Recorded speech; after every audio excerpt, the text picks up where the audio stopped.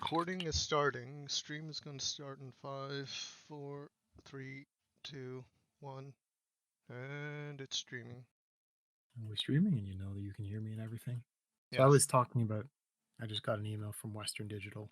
Here, as usual, some company somewhere that I bought a thing from once updated their privacy stuff. And as much as I love going through the legalese, I'm competent at it. It's a pain. It's a complete pain. And what's weird is the title of their email, the subject.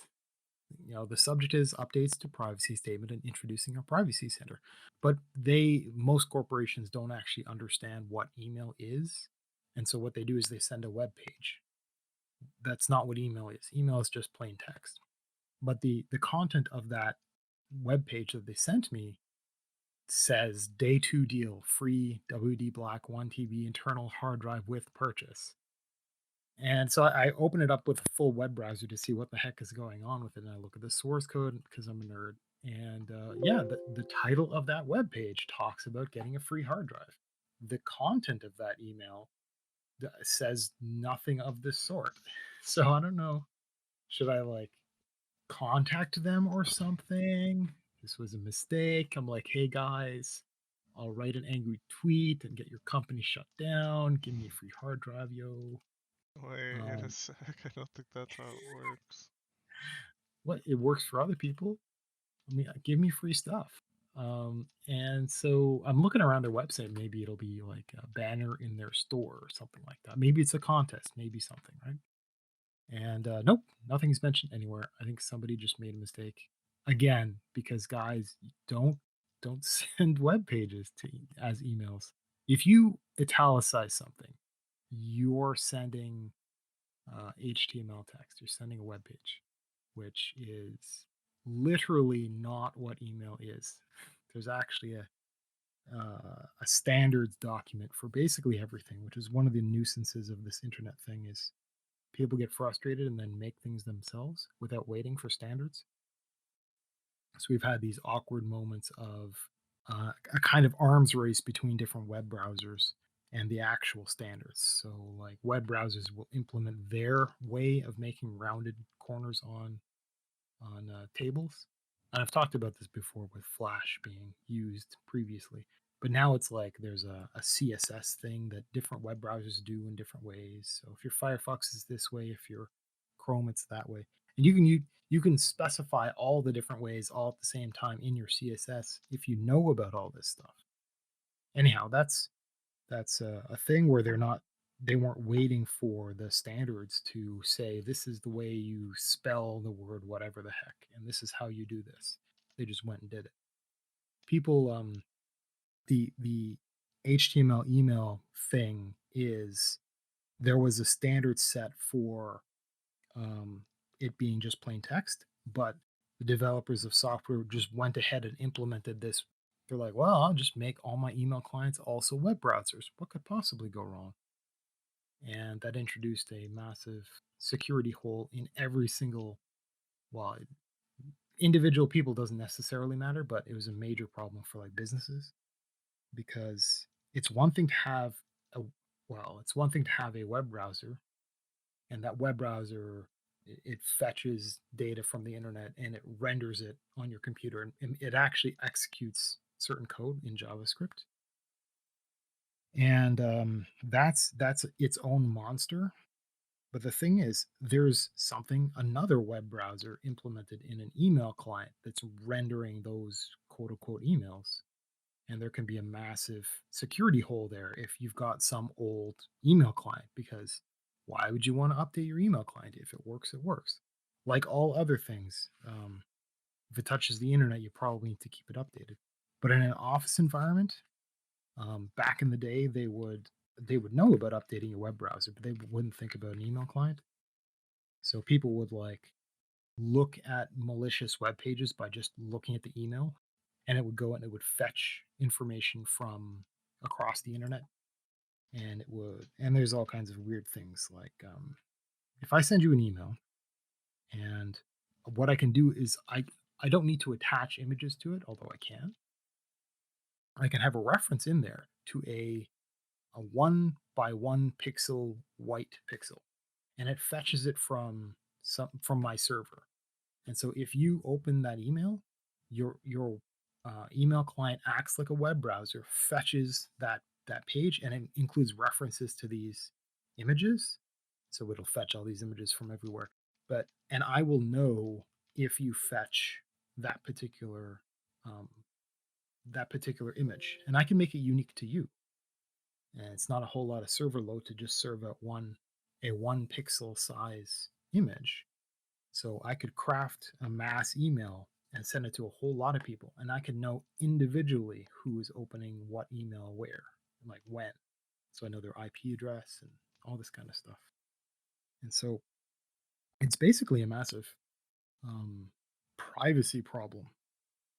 So yeah, that's my rant on HTML email. And so Western Digital just kind of goofed up, really goofed up. Um, So yeah, what do we actually have to talk about? Normally, I would have analyzed our previous podcast and maybe wrote down some notes or something. But as part of the teardown, you are supposed to copy the podcast onto a hard drive and hand it to me, and you did. Yeah, I had. Was it yesterday and the day? I don't remember what I did the day before, but yesterday was really bad for me. So, Again, putting on teardown, putting on the list directly after a show. Do it yeah. because I can't wait. Can't wait for you. So we can't sync our schedules any other way other than this particular um, podcast scheduling. There's no way to know. Yes. So, so you do have a teardown list, and you were talking about the how you can finally appreciate why there you could have one text file per Issue. tr- troubleshooting thing per thing, right? So I wonder if, because you understand that we've got the the three uh, segments and 3 breaks, or 3 segments concept, right? So, and it's 50 minutes each, and that takes up X amount of time, and a couple of breaks in between.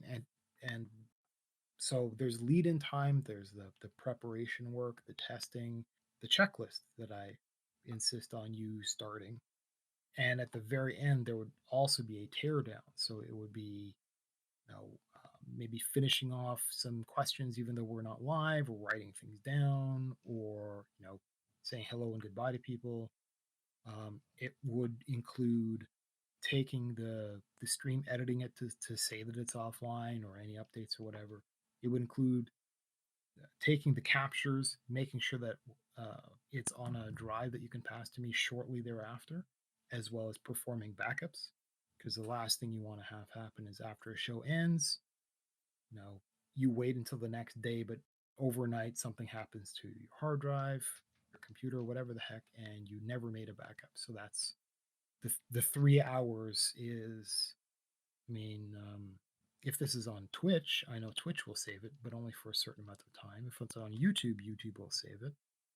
And if we branch out to other platforms, they may or may not. But whatever quality might be saved on one of these platforms is what we streamed at, and we might be able to record locally, like the local copy, much higher quality than what we stream. That, that doesn't necessarily matter at all, but it does mean that we could craft previews and etc. with a higher quality. I guess I'll call it higher quality source. So doing backups is a really good idea.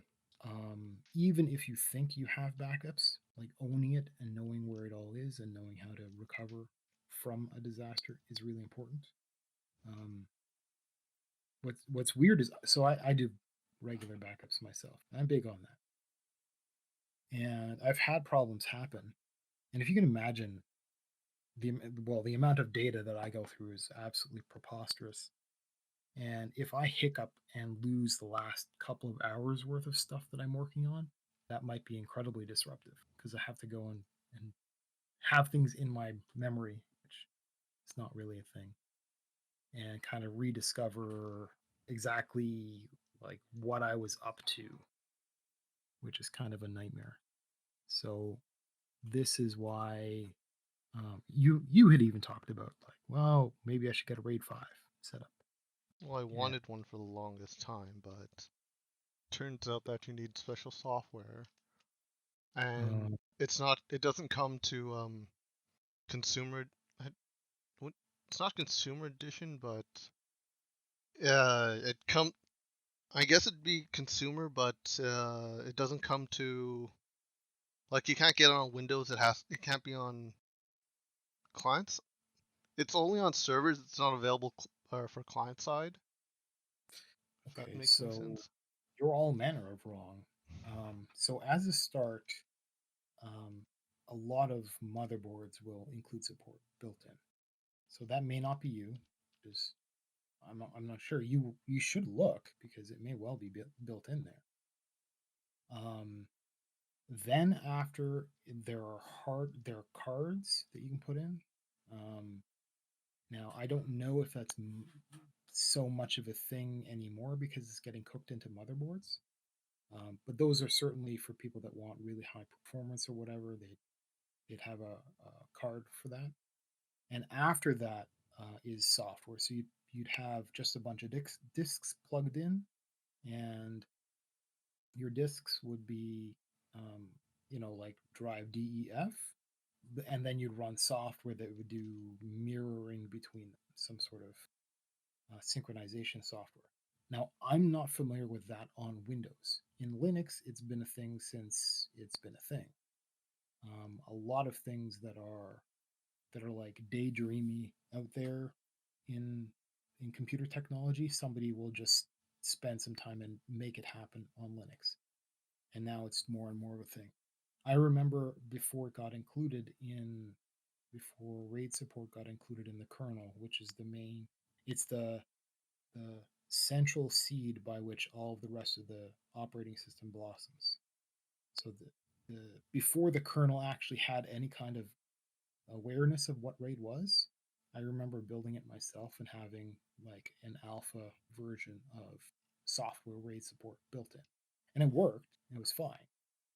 Um, so uh, find out your make and model of motherboard and see if it's built in. You might want to just look into the BIOS settings, press delete on power on or whatever, Okay. and pop around. Yeah, it might just be built in. You might be able to say master slave and be done with it. I don't know about RAID 5, but it may well support RAID 1 or 0. Um, I know one guy who does streaming. I learned more about his setup. And it's like the guy has a lot of money, and he's the reason he's got a lot of money is because he's really picky about spending it, which is one of the misunderstandings people have about wealth. But for some things, spend he will spend intelligently and understand the cost performance. And he actually has, when he's recording, he streams in a certain quality, um, and he pays a stupid amount for an internet connection plus a backup internet connection that will automatically fail over to this other service. Pretty cool, because he's got some network nerd in him as well, because that was his job for a little while. And what he does is he dumps his current stuff out to a RAID, to striping, not mirroring. So is that RAID 0? Yeah, I can't forget. I can't remember. So it's RAID 0 is just stripes. RAID 1 is mirror. yes. Well, so he's RAID zeroing it, which technically means that if one of the drives dies, he's losing his data, which is a little bit funny, seeing as he also runs a data recovery service. So maybe that has something to do with his confidence. So yeah, he's spent the money on this sort of stuff. It's kind of cool. I'm wondering, the light for Discord doesn't go on very solidly all the time. Am I coming through okay? Can you even tell? I should probably open up The our light for own Discord. screen. I can see the audio like thing just pinging back and forth on OBS. Okay. I changed our category so it might be a bit different here, so it might be a struggle. Okay, let me. Okay. What do you mean by struggle? Well, I checked this one's the one we're set in now is talk shows and podcasts, while the other one we set before we're all for the other two tests we're just chatting, so the audience there is a bit bigger, well, a lot Oh, bigger. okay. Well, this is something you need to be expert in to figure out where, technically speaking, what you want to do is be in the smallest community possible. You want to be with the least competition, and you want to be narrowed down to be very specific. That way, So somebody who knows what they're looking for will refine their searches to find us, as long as we're appropriate for that demographic, let's call it, that type of interest. So yeah, if that's what it is, and you can be specific, because right now it's not exactly a podcast because we don't know what we're doing, and presumably podcasts do, like they have topics, they have guests, all this kind of stuff. But like right now, we are just audio, as opposed to some random streamer with a video game, which you can probably do, which you should probably do. Go play some Destiny or something.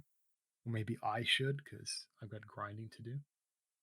So yeah, and while I'm actually on the topic of stream improvement, it is very confusing because the titling is the way it is to have Lucid Indifference be all basically all one word. Are you allowed to have spaces or underscores in the name? The you can Twitch have stuff. underscore.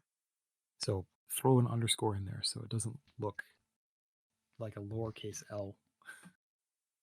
So it looks pretty bad right now. I thought it was changed. Well, I mean, for next time, you could write it down in your to-do list that you're constantly chipping at, correct? Yeah, Sure you are. Have you ever looked at it even once? it's more of a No. mental note. Yeah, stop doing that. Write it down. You need to have knowable goals. Otherwise, like, you will not accomplish anything. So same thing. Whenever you bump into something that you should be doing, never commit it to memory. Write it down on one of your things so that you can forget it. And then when the right context comes up, like when we're done and we're doing the teardown, you open up your teardown document, you look at it, and you perform those actions, and then be done with it. Um, it will make your life a lot easier. And what else? I mean, theoretically speaking, I was writing. So because you kind of vanished, we were going to work on the USB keyboard stuff, and we never did. I was going to work on a 10-minute clip, but I couldn't. Um, but on the plus side, I did some shopping, so I can talk about that. Have I talked about my Etsy experiences? I don't think I recall. Um, so so there's this coronavirus thing that's going around, and it's so people are making masks for it. Like the Canadian government has an actual info sheet.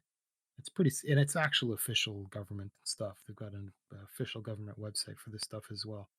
And I have it set so they actually email me whenever there's some official statement that gets. This is a not a political set of stuff, but it's the kind of Ministry of Health uh, releases, and they're not like dictate. They're not political stuff. It's just kind of fast and loose health related stuff. And one of the things that so they keep instructions and advice, and so it's not one of these. The term in like a terrible like a cop TV show is orgy of evidence. So this isn't one of these. Oh, it's statistics and graphs, and it's not fear porn. It's just info, and they have one page is devoted just to masks, what they are, what they do, this kind of stuff. And it's nothing particularly technical. And it gets into stuff like, well, how there are two different ways that you could make your own. And it talks about materials, it talks about this kind of stuff. Here's how you would do something if you could sew. Here's another one if you can't sew at all. There's things you can do. So if you have a t-shirt, you can actually make a mask. And so it gives you like little images on how you would do that. So I know about all that stuff. I've known about it since whatever January, and So I decided that I would go out and find somebody to actually make me a mask that's reasonable. I've actually, in a roundabout way, I've done that sort of thing before. So I've got a flute that I had with, and I got a little bag made for it. And it's really nice and all this kind of stuff. So people with skill can actually do this kind of stuff. I can't, and I recognize that. And so I went to Etsy just to poke around, just to learn. Like, you know, I have money. Like, here is my credit card. Put it down on my keyboard. I am going to give somebody money now. Everybody, explain why I should give you money. Just, it's it's a it's a really nice perspective. It's like walking into a mall. Uh, I want a pair of pants. Okay, I have money for a pair of pants. I could give my money to anybody in this mall. The one who gets it is the one who earns it. It's the one who explains, who sells me the pants. And if I walk past a place and it's just like a bunch of bedraggled pants on racks, I'm like, okay, well, and then I go to the next one and it's well presented. Okay, that's better. And then if I go to another one and if I go on and on and on, and this it's the same with mass, it's the same with shopping online. So I went to Etsy and I poked around. I didn't know what I wanted as a start. And so I ended up bumping into places that actually do a proper sales pitch. I think the first thing is that people are selling thousands of these masks, like not in terms of number of sellers, but a seller will be selling many of them a day, right? And some of them are pretty significant little industries. And a lot of them already do knitting related stuff, sewing related stuff, cloth related stuff. And they kind of pivoted into this new market. And some of them are actually competent in business. So they don't just have a product with one terribly lit photograph. They actually have a breakdown on basically why I should spend money at that store. And so I had a chance to actually learn about this particular product because this is actually an important product to learn about. And so I learned that there's more than one kind. So there's behind the ear, like looped behind the ear, and there's looped wrapped around the head. And there's elastic bands, and there are like little ties that you can have to shorten the strings. And some of them have these little like button clips that you could slide so that it'll be the right fit for you. And some places offer different sizes for different faces and different materials, and like a 3 layer and one with a pocket for you to put something else in. And there's like a lot of stuff to learn that government website didn't talk about. It's not really its place to talk about these things, because they're more like style and comfort things. But there were some things that it talked about, like the importance of snugness, specifically around the nose and flat against the cheeks. And flat against the cheeks, I think, is the biggest problem I have for my shape of head. So a lot of these masks are like for average size shapes and of faces and stuff like that, average size heads. So the strings will be of length X and they'll be elastic. So they might be a little bit snug on some people and a little bit loose on other people, but they'll fit. So for me, it'll be a little bit snug, but what it ends up doing is I got around the head, not around the ears. And around the head turns out to be kind of a bad decision unless you're wearing a hat on outside. So it depends on your hair and such, and it ends up pinching at the cheeks, like not pinching against my cheeks, but bunching up. And the bunching up is supposed to be a bad thing, supposedly. Not really, but whatever. So it is imperfect. And it depends on if a person's wearing glasses, as to whether or not other effects really matter or not. And yeah, okay. So that was a rather interesting skill set to learn. So now, like, unlike most people, I will actually go and learn about a thing if it's a thing that I'm going to be interacting with regularly. So now I have knowledge of masks as a thing. I didn't take very good notes, but what I'm going to do is have this knowledge inform my next purchases. So I'll probably buy a few different varieties, try them all on, and then see what suits me the best, and then just buy extra of that. And I mean, these are going to be less worn than a t-shirt, and t-shirts last for, if they're good quality, t-shirts going to last for years. So if I get like a few of a certain kind of mask and they're perfect, so I get spares, right?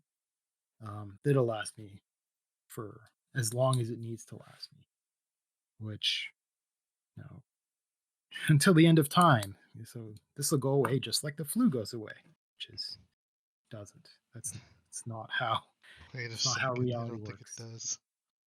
Yeah, At well, least it's gonna be a long while. actually, well, strangely enough, it's saying the flu doesn't really make any sense because there's a whole bunch of different kinds, and they mutate into unique kinds. Um, so you get hit by the flu, you're immune to to that flu forever. And then another, if you quote unquote get the flu again, it's a different flu. It's a different thing, just called it's a different influenza, and you'll get hit by that.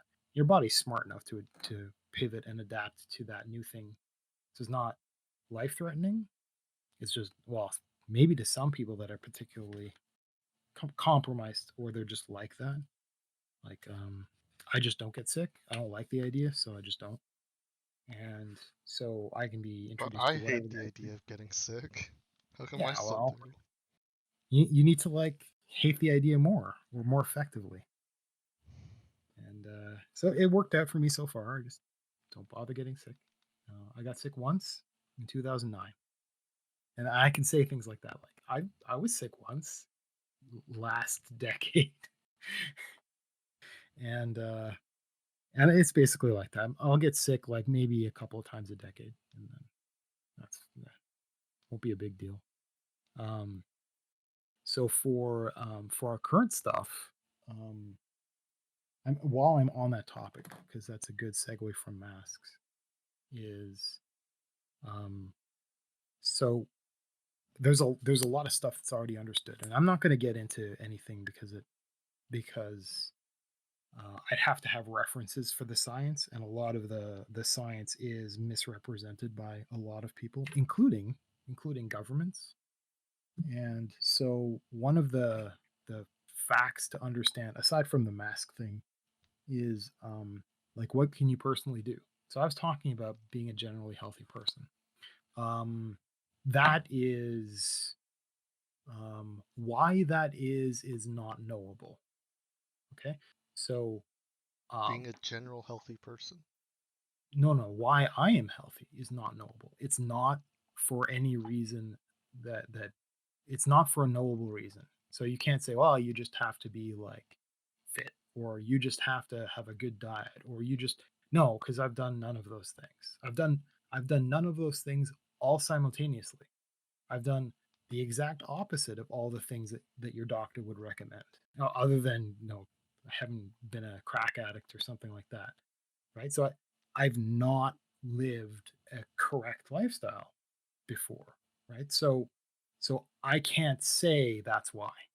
It's just I happen to be like that. So I can't just say do what I do. That doesn't that's not a thing. Right? So I can't advise you.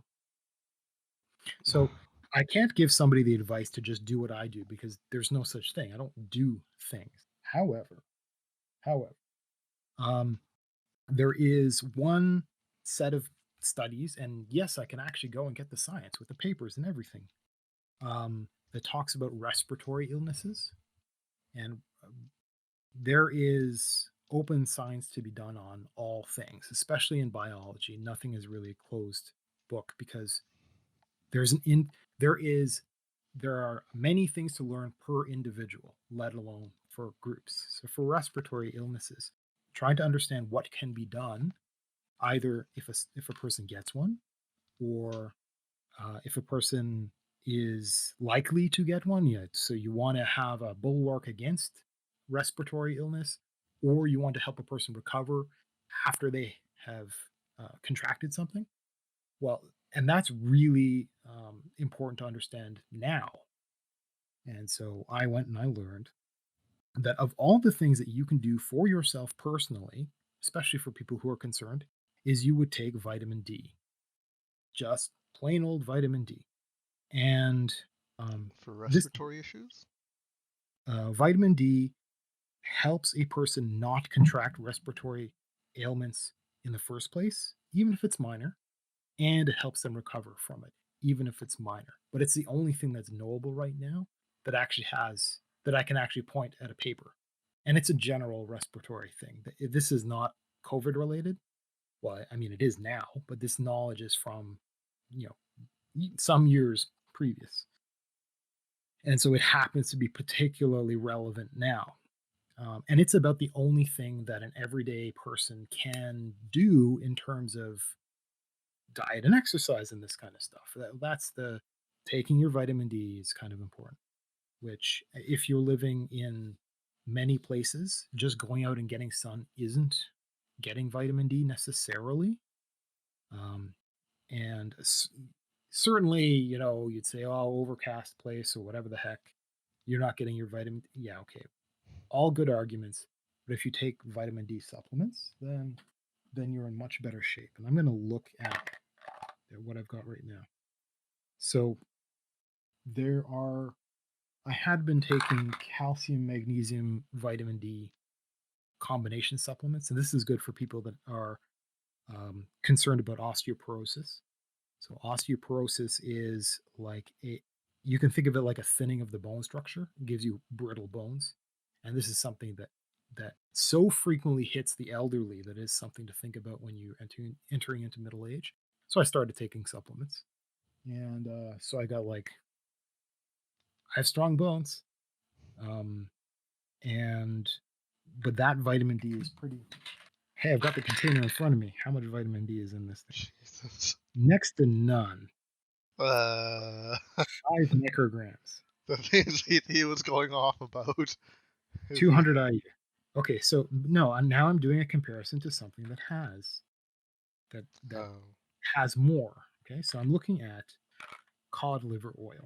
You know, cod liver oil, fish oils is one of the things that gets recommended to a lot of people.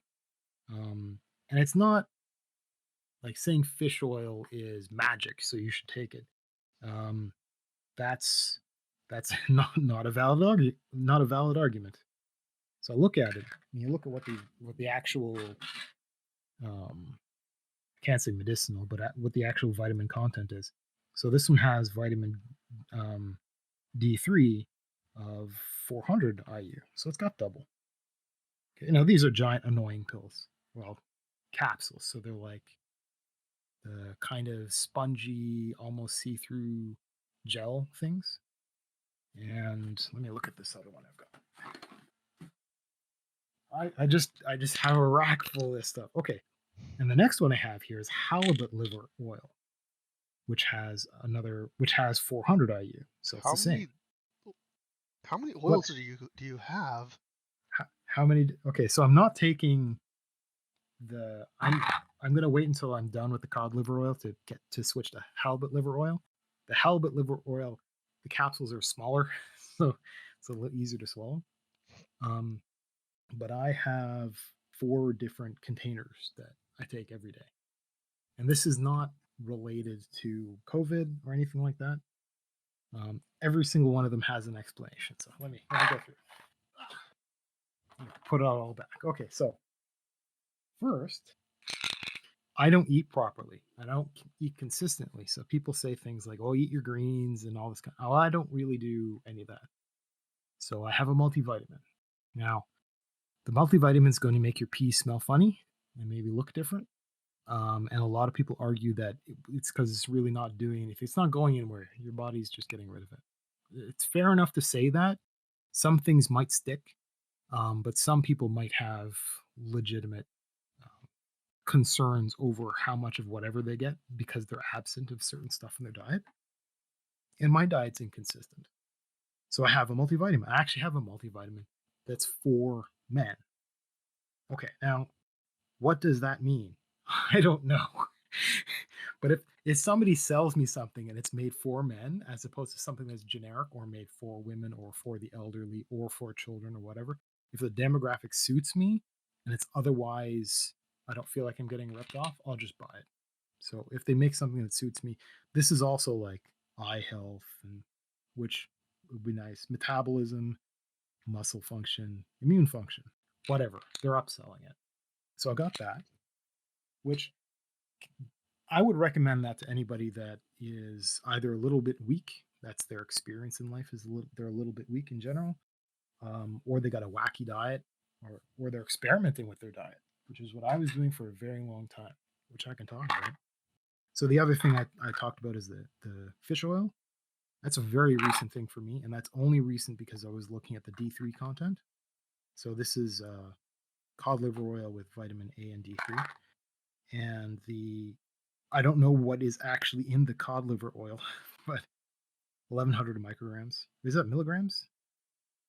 I think it would be milligrams, wouldn't It's it? milligrams. It wouldn't It's be. It mg. normally wouldn't be micrograms. Micrograms are has a That's a different. weight. What? Okay, never mind. I'm being silly.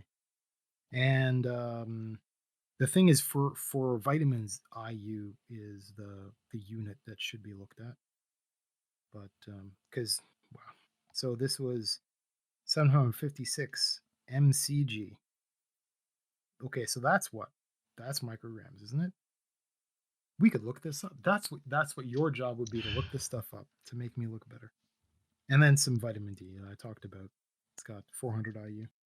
So that's just recent because of vitamin D concerns. But It's the other one I was sorry. micrograms is U is a funny looking UG. Oh, okay, right, right. So it's not that because that symbol is not anywhere. So what is MCG? I don't think it's important. And the other is the calcium with magnesium and D3. So I do know that D3 is important for absorbing calcium, but I think it's both magnesium and D3. So, and these are big honking MC. 300. Oh, it is micrograms. It uses Okay. both. Okay. So they just didn't want to switch out from the Latin font set out into like uh, whatever. Um, I want to say UTF-8, but that's not right. Oh man, one of the other. My brain is a non-straight. Technical stuff.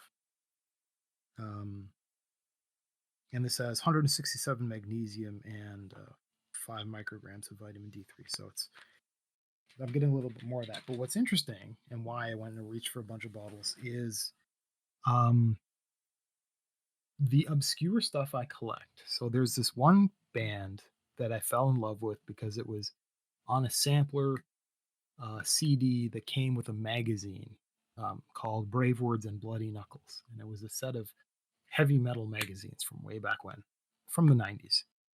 And so it had a CD in it and had like a sampler track from each of a number of bands. And one of the bands was called The Gathering. And The Gathering is a really weird band. They're quite old. Well, they're very old now, and they've been through multiple singers. And I've absolutely fell in love with. Can I remember the name of the song? It's not on my regular list anymore. Um, I cannot remember, even though I have the song running in my head right now. I can't remember the title. And I fell in love with the song, and I went and I grabbed. This is kind of basically pre-internet, not quite. You know, the internet was pretty un, unpopular, I guess I can say.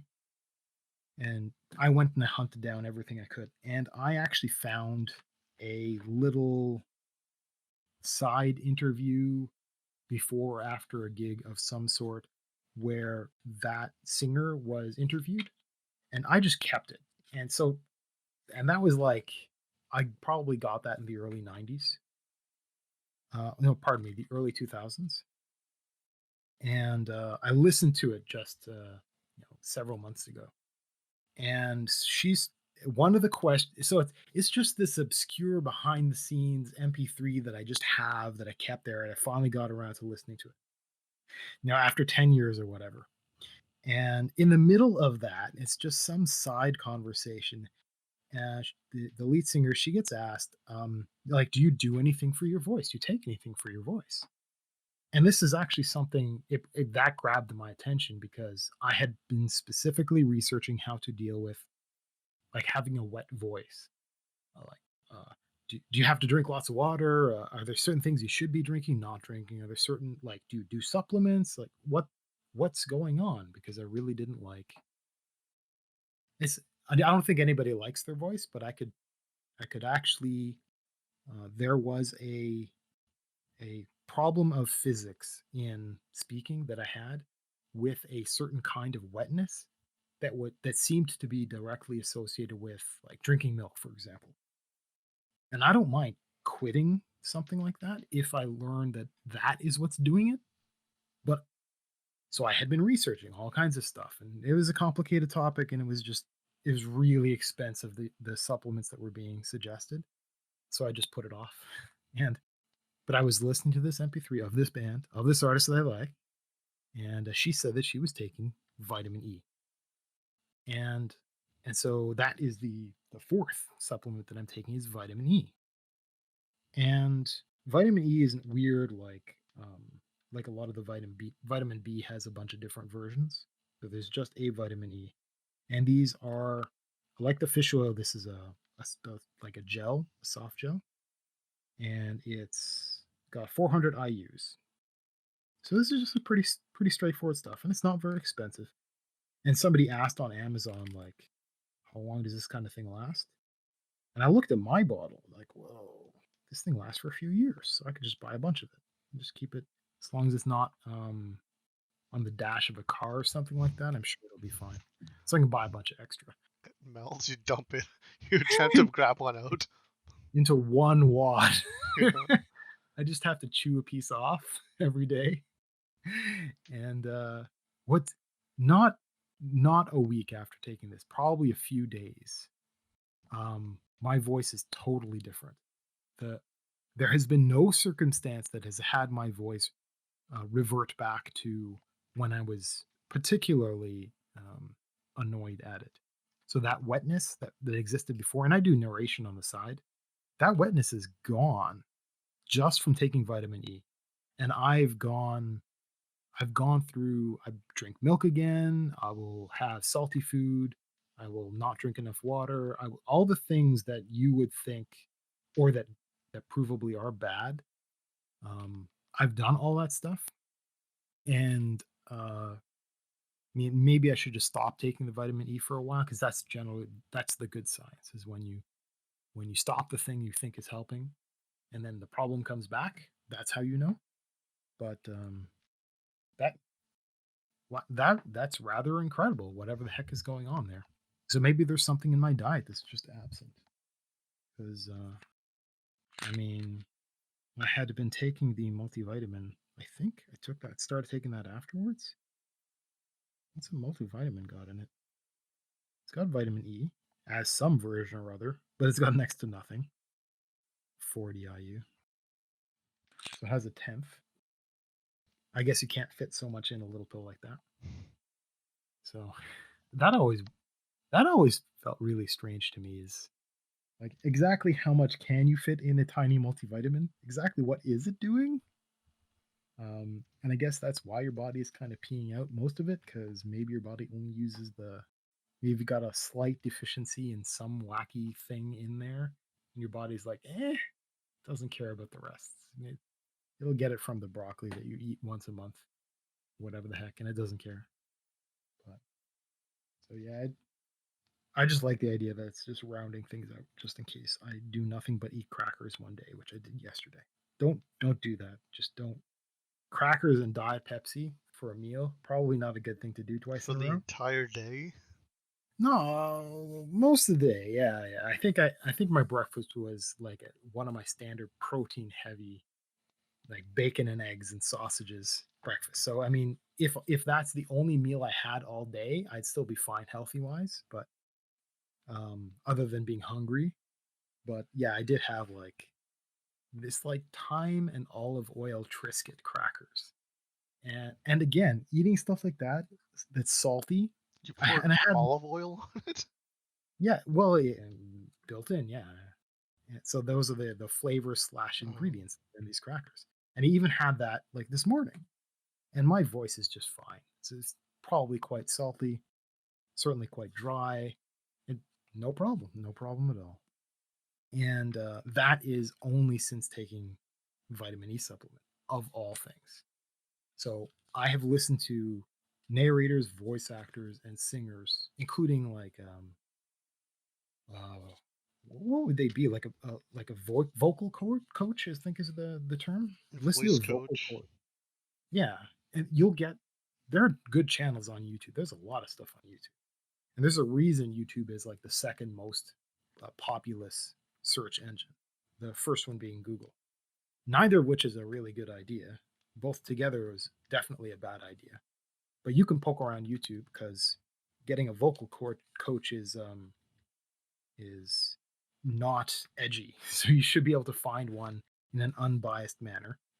Um, and I was listening to one guy who went on. It was the entire topic of the video, and I can't remember how long it was, but it was long, and he was going on just about the things that you can do to improve your voice, specifically in terms of supplements.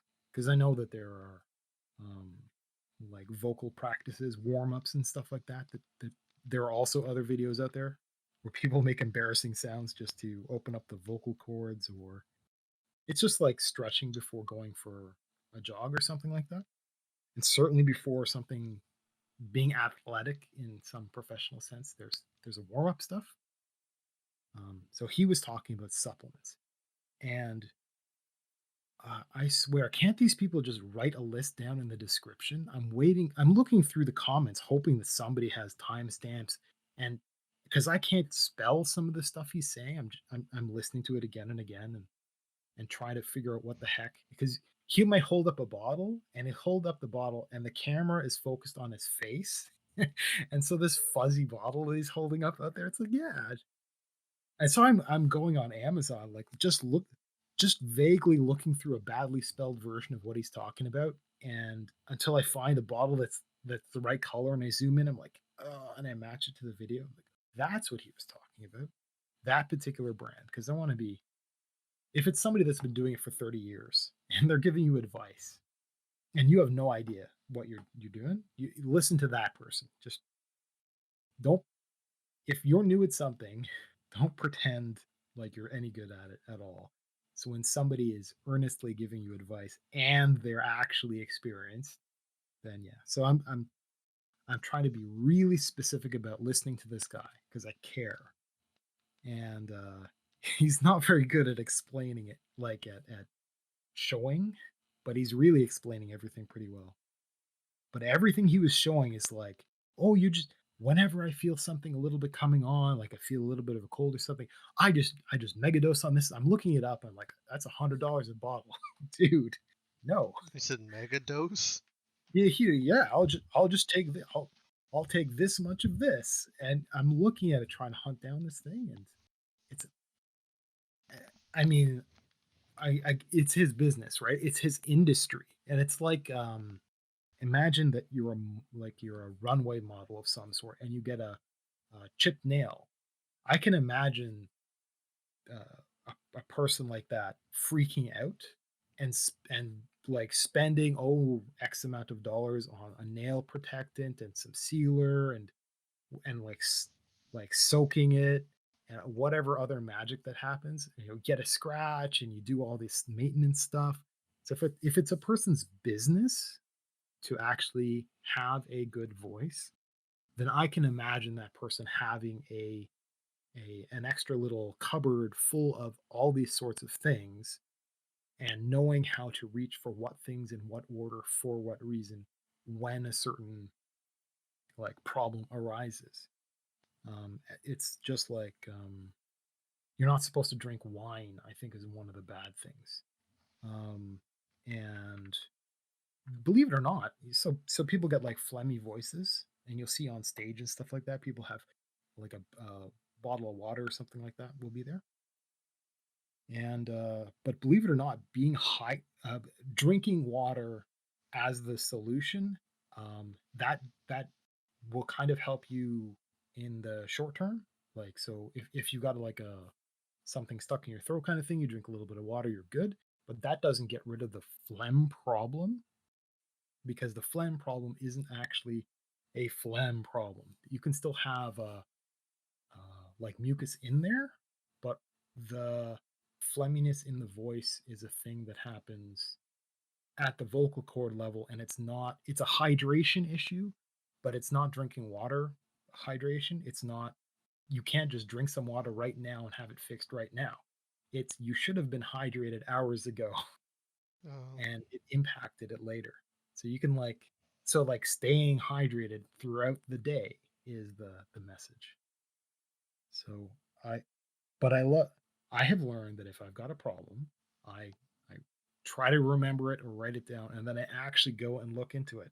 You'd be surprised how many dumb things you go through every day that you could look up a solution to.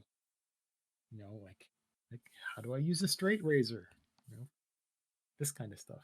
hmm. Or that wasn't it you that was telling me about that dad YouTube channel that got really popular? I should probably go through that What they did? because What did they do? it is like it was just a guy, and he was giving dad advice on stuff. Was it two of them or just one? I don't know because I haven't seen it. I thought it was you that was telling me about it. I telling you and showing you are two different things. I don't think I tell Tell you. me. Then maybe it was somebody else. But I never went and looked it up or anything because I'm it was, I was being told in the context of this is the new trend that's coming up, and I already knew about that. Like the surrogate dad trend is going to be a pretty significant thing going forward. Nope, was not me. How unsurprising that people would need a surrogate dad. Um, and but looking up, I mean, I did that when I wanted to understand how to use a traditional safety razor properly, and not Prop. because it's a scary thing, right? Having an actual live blade that you put in a handle yourself, as opposed to a one of those little manufactured, like, oh, there's 16 razor blades built into this thing. Not the disposable kind, but a traditional kind. I went and I found YouTube videos on that. Jeez. It's the kind of stuff that people should go and look for because it's so. Are I you mean, talking it. like the barbershop blades or the ones like the people you? Okay, so if you're talking about they can fold or not, but they're like a knife. That's called a straight razor, or maybe you might call it like a barbershop razor or something. But that's a straight razor. And but the other kind thinking about, they have the tiny two-edged blades that you would put into your own handle. It's very much like you've got the terrible plastic handle things with the disposable tips. Like that's what a lot of men use if they want a naked blade on their face. But the thing is, it's kind of expensive, and they're terrifyingly sharp, and they can be quite dangerous to use. So I looked into, like, what can I do about not cutting myself shaving? And the advice that I was getting pointed me towards the old timey version of a safety razor. Is it comes in three parts. So there's a handle that you can unscrew, kind of like the back of a dart, and then you've got two metal plates that sandwich a blade, and that blade is that I don't I um I don't know how else to describe it, but it's flat and it's got the little holes inside it, Okay, and yeah, I see. it's got the two edges, and you replace it yourself, and you buy them in packs of 5 in little plastic boxes, or they're actually inexpensive compared to the razors, the disposable razors, the contemporary disposable razors of various kinds. And they're a lot easier to clean, and they're a lot easier to control. And so I was given that as advice, and they're like, well, you could do that and then wrap wire around the blade, which, I mean, sounded pretty dumb, but the idea is to give a distance between the blade and your face. I don't do that. I never even tried that. I don't like the idea, but it turns out that that kind of blade would let me choose the razor blades to use, and you have a heavy, a metal, a weighted handle, and the actual experience of holding it and controlling it is better than using something that's plastic. I think I had too much pressure, stuff like that, when I was using the earlier kind. I ended up going through several generations of um, like electric razors of various kinds, including like really expensive stuff. And so I've recently settled to traditional safety razors because they're inexpensive and easy to use and don't cut me. And I experimented with literally more than a dozen different brands and types of blade. And there's way more than that. You get sampler packs with different kinds. And I ended up just the other week settling on Dorco. Dorco. Now that I'm saying it aloud, it sounds like a really terrible name. Um, but they are called Platinum Prime blades, and they are not good blades. They are really safe, really good for the first shave, and if you know what you're doing, you can use them a second time. That's about it. But the other blades I have used, you could use it 3 times. So, and you could think that there's a very significant price difference for being able to shave once or twice with one of these. And it depends how thick your hair is. Like some people have like really like wiry or really thick or right, and so it's harder for them to shave. So they would have to try something else. But this was it was really nice. The thing is, these, even though I could only use them twice, theoretically 3 times, whoa boy, do I not want to cut myself, because they actually get Dull. like you use it and it dulls, and it dulls because you're using it and because you've it's been wet, but basically because you've used it. So the next time around, it's actually more dangerous, and it's you can cut yourself. And the third time is really dangerous, and I would not want to do that. The other blades that I've used, I could use maybe 3 times, maybe even 4 times. But the thing is, these blades are less than half the price. So if I'm looking in terms of price safety, these are the best I've seen so far. So I'm just going to buy a lifetime supply and have like a rack next to my bathroom full of these things and just be done with it. I can get them on Amazon at a subscription, so they're a little bit cheaper, and then away we go. Like so looking for dad advice on the internet is actually really handy because the one thing that men love doing is giving unsolicited advice. So you can make themselves feel like experts. With But if you would that, jeez. Unsolicited advice. Break time seems to go. yeah. So on that note, everybody go look at YouTube right now. So we'll be back in what, 10 minutes? About Yeah. 14 minutes at this point. Are we breaking? So are we late right now? Yeah, we're Or late by 10 minutes. okay, well you need to tell me this ahead of time because I keep It got like doing the 2 minutes into like the good thing, and then it's math. like this is gonna be inconsistent. So I really don't want to force the breaks, but at this point, We do we have might to have learn how to to. do it. Okay, so Yeah. we're gonna come back in 10 minutes from this point. I'm gonna go and get something to drink. So the thing with Destiny, that every year they do a moment of triumph, and this time, including the triumph, so when when next season comes around September, they're removing a bunch of raids, or they're vaulting some of the raids and taking away content and shuffling things around. One of them involves when the raids they're taking away is like the old Leviathan ones, Hmm. That's the and only rate I know.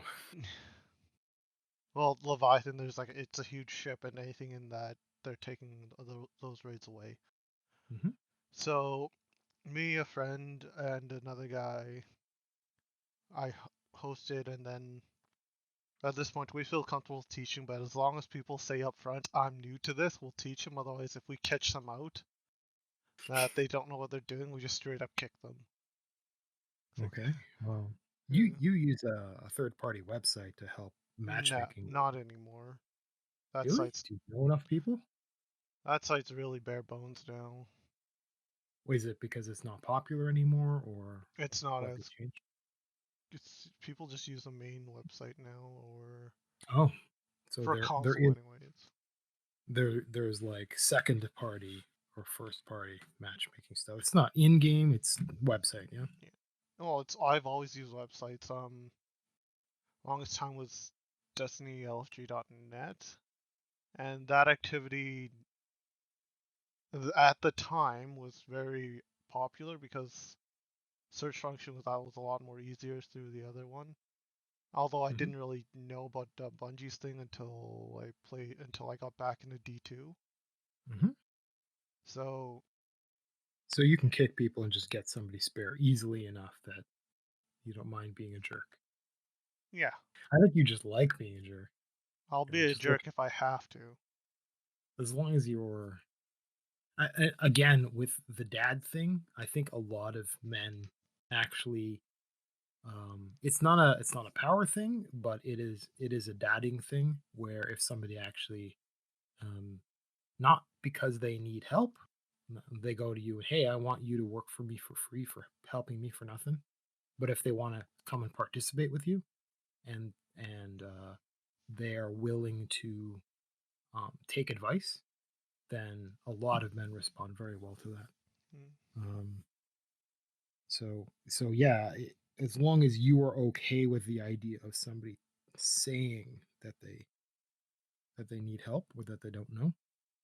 But what you do need to do is take advantage of that to build long-term relationships, so you can know that that person has had a little bit of experience, or because that's a positive attitude to have, and it would be really nice if you could keep that person for the future to to help them even more, or to have, because if you yourself are mentored up to be more competent, you are also likely to become, to continue to improve in that way, because that's a healthy way to improve, and to pass on that kind of, educational perspective to a third person. And yeah. it's really nice to see that continue. So those situations are how you could judge somebody and then get them invited into your guild, for example. But, uh, like, technically, your guild should be so big that you should be able to pull people out easily. But, Yeah. um, In a but nice world, or down the mhm, line, I a don't few even know if decades, people online in mine. maybe I've got a centuries. guild. I don't know why I have a guild. It just in case, because I'm not social enough to just go and reach out to form my own groups. But you get like a guild benefit. You get an occasional thing like once a week, an upgrade. So I guess that's a reason to have a guild. But Yeah, because but so there's a limit.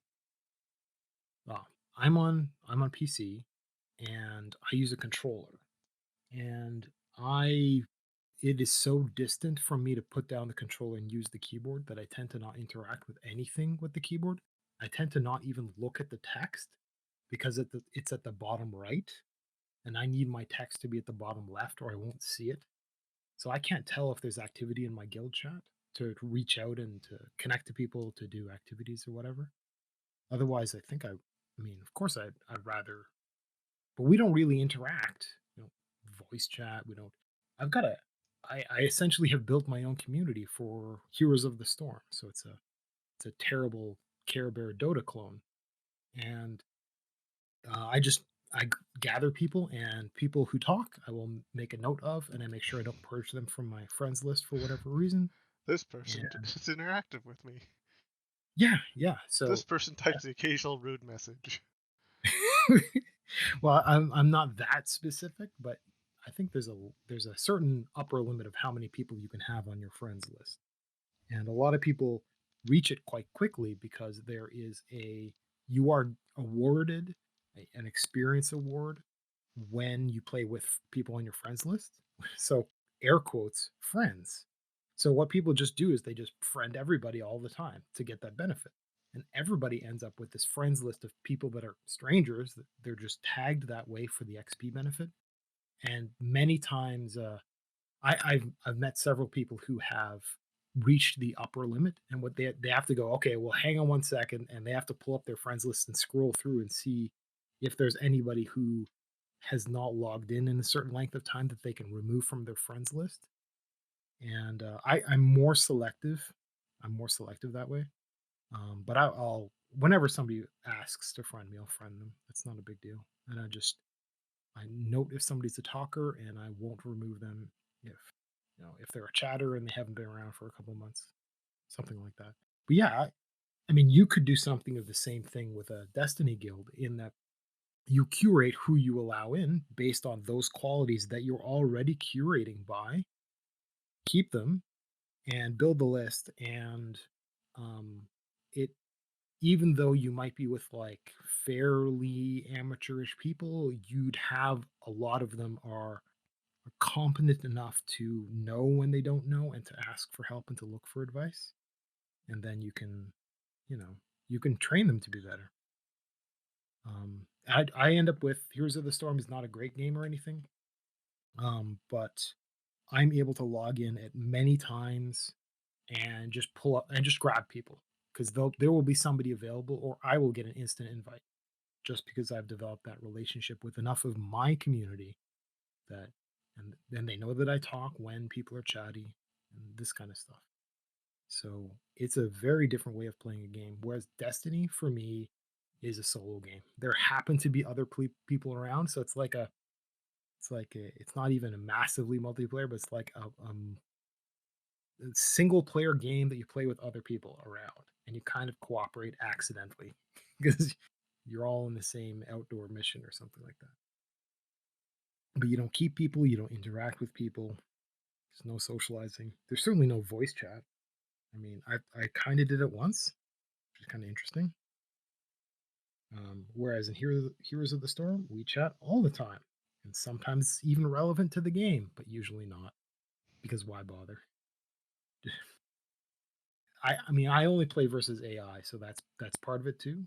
Just so for me, Destiny is all about playing versus the computer versus the world, and that does free up your socializing to just be random and chatty and friendly.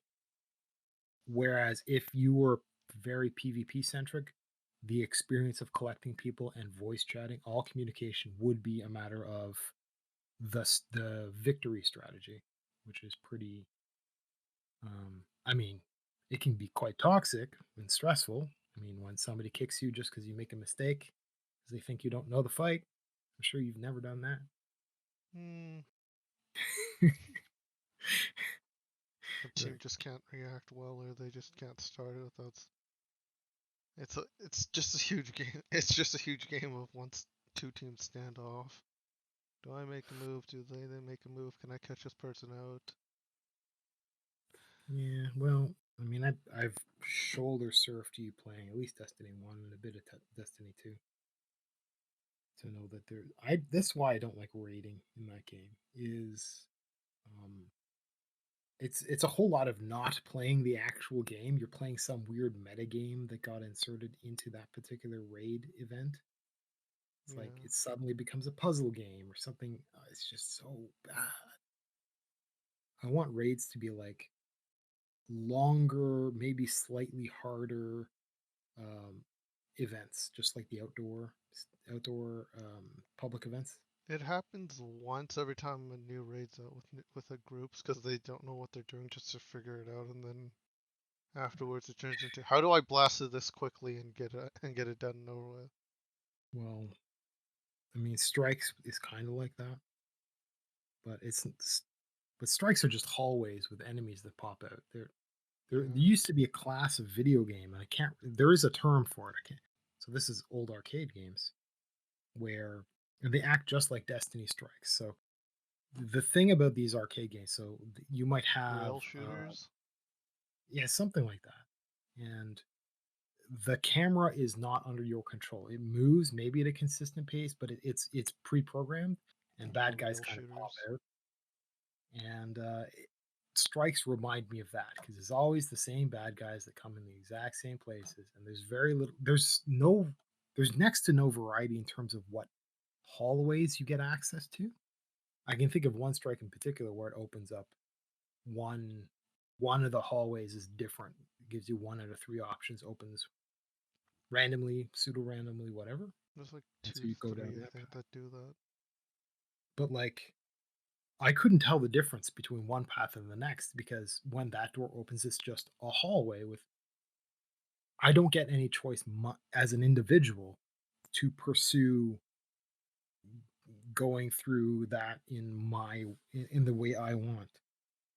I mean, the entirety of the indoor version or the instance version of that game is like that is just a hallway, and I really don't like that about well any games.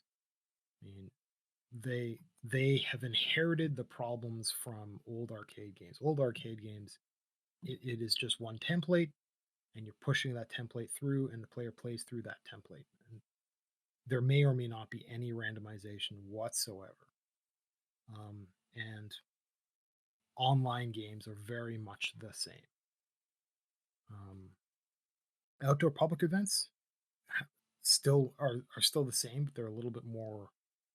They feel a little bit more random because you can choose how to approach where you Mm, are, kind of. where you go. There's more. There's width. There's more space for you to go to. Whereas in strikes, it's always it's the room or it's the hall. But outdoor spaces, like I don't care about standing on there's enough other people here. I'm just gonna go off and snipe from, or I'm gonna go punching things, or I'm gonna go, and you can like go off. Um, and I know raids you can't even hope to do that because there are objectives that individuals need to stand on things or whatever the heck. And I really, yeah, that bothers me. The puzzle aspect of quote unquote raiding with that game is just preposterous. Well, it's I still mainly shoot things first and figure out what to do in this when you're at this spot next. I don't know. There's a lot of that. Ah, I don't. I just I don't. Uh, what I what I as a player was expecting is a different kind of terrain, maybe some different enemies, maybe some minor mechanics, but for me to be free to just run around shooting stuff, and that's not what it is. It's me being very specific about what I shoot when and where I stand and what my I have a job and it's I mean it's just not fun. It's not fun. So I only did raiding a couple times and then I just kind of went, this is like for some reason I don't mind grinding through Nessus open events just because of the snarky robot. That's just fun. I also know a girl who talks like that, so it's really awesome. She is With two she is tones. she is hilarious. No, she isn't two tone. She's the bad version. She's kind of like the. It's not uncaring, but she has that just snark to her. The damaged robot version. The more fail than safe. And so it's You mean the more depressing and it's side, the depressing realistic yeah. side. Well, yeah. The more gritty side, and it's kind of weird. I don't know how to say this the right way, but it's there's a meme for it. Of course, there's a meme for it. Humans talk in memes now, where it's like a little tubby tiger with like a little like an angry face, and the caption is something like when you're angry but you look like this so nobody takes you seriously. It's like so this girl gets kind of mad and it's like cute mad. So you can't really tell the difference between her playing it up and her being mad. And so I'm reminded of that whenever I'm on Nessus, whenever I'm running around, I've got the snarky robot that says the exact same thing again and again. I don't know. I just like it. It's just so endearing, especially when I call the world resources data lettuce Oh, because they look like a lettuce. Yeah, so I don't know. So that was my because there was no variety back in the day, so I would just grind that, and it was fun, and I had fun. Um, now, um, I don't know. It's like they never play their own game for a lot of the other stuff. It No, is they not kind nearly. of don't. I mean, Mars is great. Like the public events for some of the places are just great, but the rest just trash. So they never thought it through. Or there are dead ends with nothing there, or like what are they thinking with Titan? Like there's nothing there. It there's an entire section that has nothing in it for some reason. Um, but yeah, and the new stuff. So the moon is garbage, and I just don't go there. I think is that the very latest thing? I think that's Yeah. the latest new release, and it was. I did not like it. I did not appreciate it at all. It's awkward, awful to get anywhere. There's nothing there. There's nothing to shoot, and it's all hidden in buildings and around cover, and it's just obnoxious. And the public events are when they're these weird random ones, they're kind of fun. But just it's wrong. It just seems wrong to me. Um, so that kind of sucks. So I mean, right now, when did you say that the next season is out? September, around September, or it is Yeah. September. So they block off all the previous content behind They a block paywall, most of it off. right? But the thing is, the earlier stuff still isn't unlocked. Like they're still trying to sell me more than one season's worth of content in the store instead of unlocking the old stuff. So it's just like if I wanted to catch up, I would actually have to pay for the previous season and this season, Yeah. and it just makes it like, well, they still haven't gone out of their way properly. Like I was saying earlier with the mall, they haven't gone out of their way properly to sell the product. I don't know what I would get, and I don't really see enough of it. I just, okay, well, there's some weird thing where I can do this and I upgrade that and I get this, shiny new gear, but I don't really know what I'm getting. So I'm not going to pay money for it. I just don't care anymore. And the rest of the game is pretty tedious and monotonous, and I just have nothing better to do right now. So I'm looking at going back to World of Warcraft, rolling another character and poking around, and I don't know. It's interesting because I'm playing with the other faction now, and I haven't actually leveled anything properly through it. So some things are pretty new to me, which I guess is variety.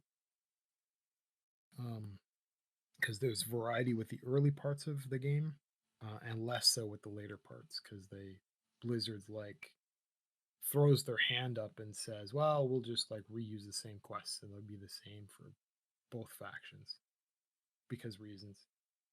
Um, which I'm fine with as long as they spend the development effort someplace useful and not just take that as profit. Just do half the work and pocket the development effort, which I would not be surprised. So that's the only other game I really care about. That and Heroes of the Storm, and I'm still collecting 10 new games every month because of my humble monthly. And I still buy Steam games on sale even though I don't really play them. So I stink at being me.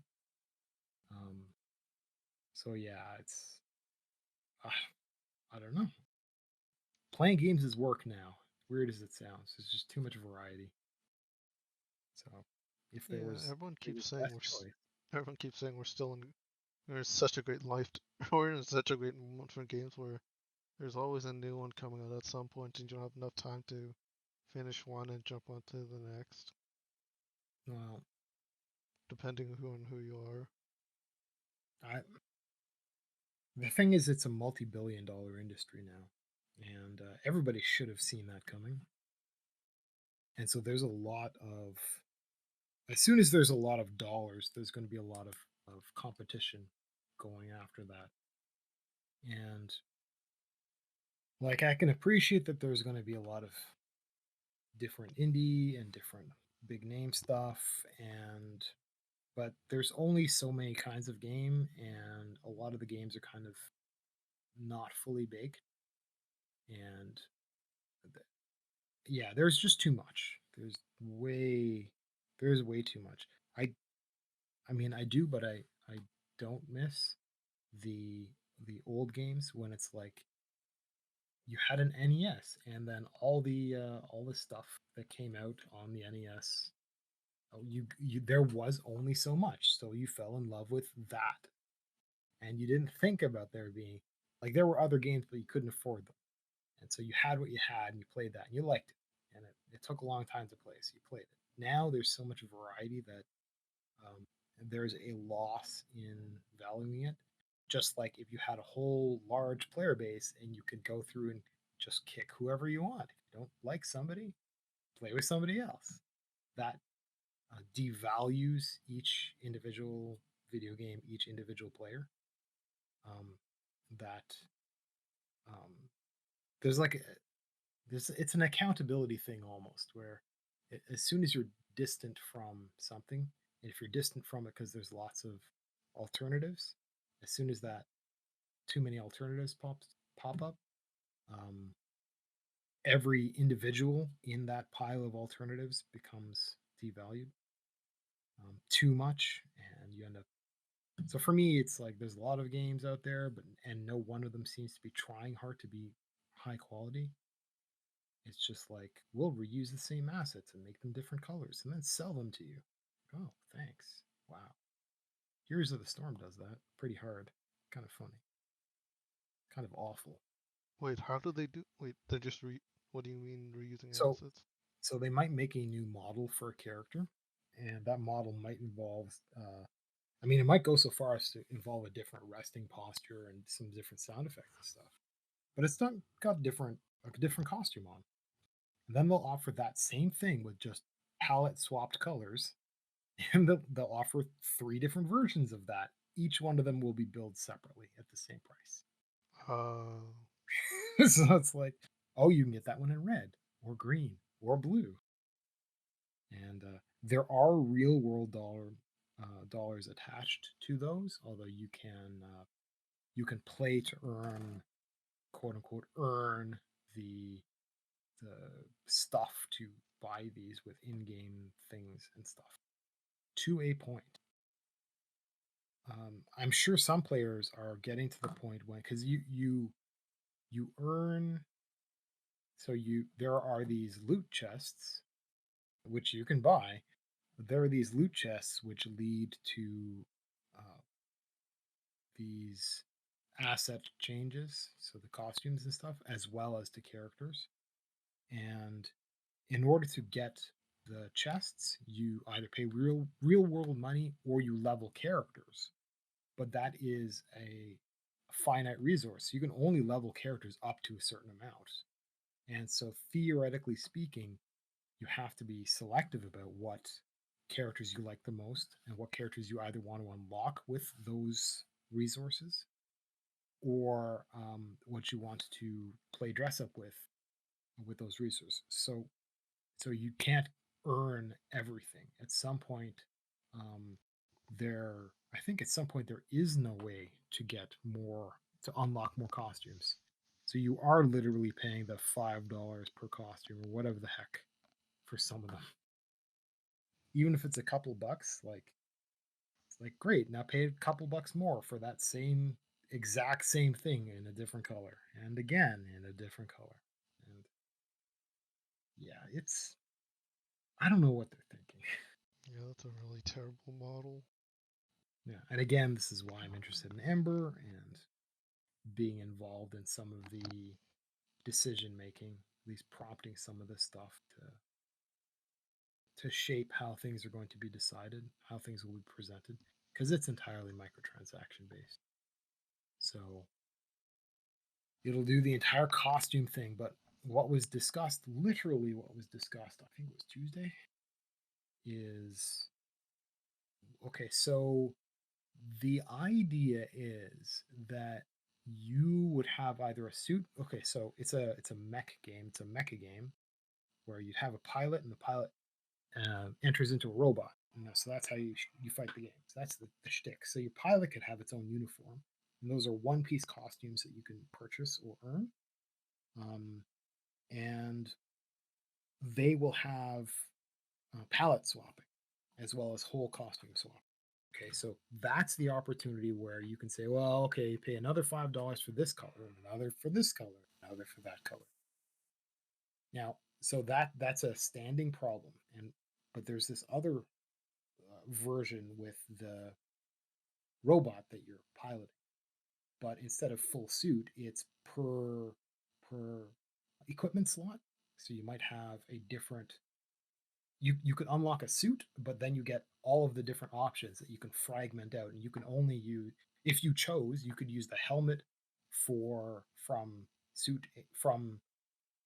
style A, and then the left arm for style B, and etc. And so you can really mix and match. And so the idea was brought up of like what to do about colors, and colors is actually harder.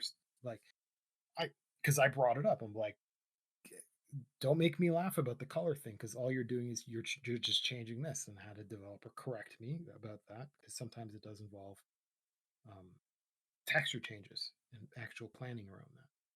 Which, okay, fine, fair enough. But honestly, you do that once, but you don't want it. It just seems dishonest to be billing every player a buck for a thing. And okay, if it took you a few hours to do that, if it took you a whole day to do that, charging every one of your players $1 times thousands of players, that's like really profiting off of it. Anyhow, somebody else was bringing up colors specifically and said, well, why not? You work in game, maybe you craft it, maybe you trade for it. There's no loot boxes, uh, but you find a way to attain a piece of armor, a suit, something or other, and then you get it. And the longer you wear it and perform actions in the game, is the more experience points, like cosmetic points, that particular item um, earns, and that item unlocks its color variations.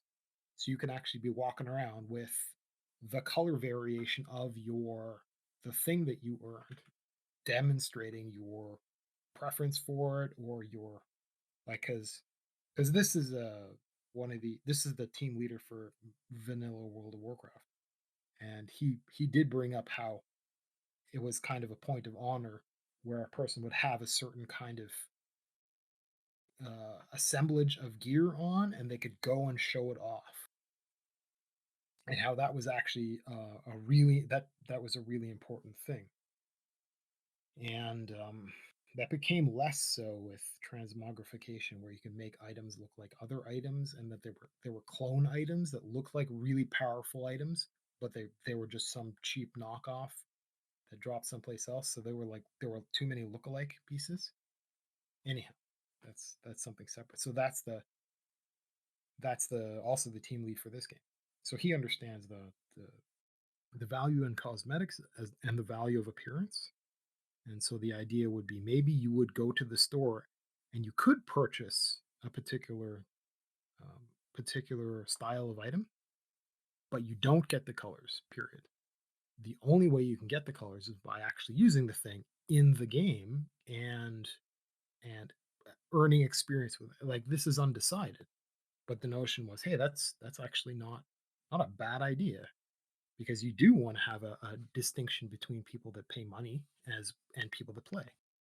And stuff in the store should be earnable in the game, um, and very possibly there would be stuff in the game that you couldn't buy even if you wanted to, and that's not wholly decided yet. A, but in a game where the entire what do we call it? The model for the game is cosmetics as income. A lot of these things have to be thought of the right way. But I mean, I like the idea of. I mean, I generally like the idea. Going to be. I'm probably going to make an argument that you just. Um, yeah, I don't even know how to make the argument, but I'm going to be a little bit pissy when I get a piece of gear, but I have to wear the ugly version of it in order to unlock the version I like. and be like, I have to walk around in a pink costume that I don't want because I want to earn gold. So what if there was an item that you gained that you got like every now and then that helps fast track that progress? Yeah, maybe. Right? Like some lesser version of like maybe just what's happened is every item that gets sold comes with two variations. One is a fairly tame vanilla gray cream version of something, and a color of some sort. And the color is kind of try to upsell it to people that like that particular color, because you don't want everything on your store to be ugly, to be plain, Mm, right? So you unlock, so you immediately have a couple of color variations, and so you play with your favorite. So I just pick the gray, the classic military style, the whatever. But in order to unlock the upgraded colors, and maybe there will be some slight style changes too, then I would play that crappy version. I like that idea. I'll propose that idea. I won't give you credit. I'll just propose. yeah. Well, you could But steal it off how they did the gear leveling system, gear leveling in Destiny 1.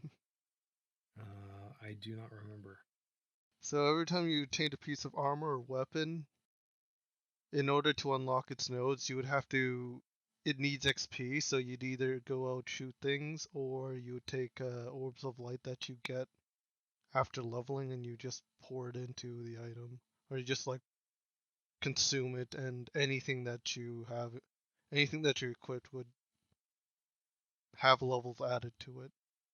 No, I don't remember that at all.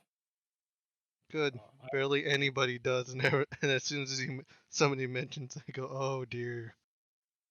yeah, that sounds kind of painful, but yeah, I mean, I get it.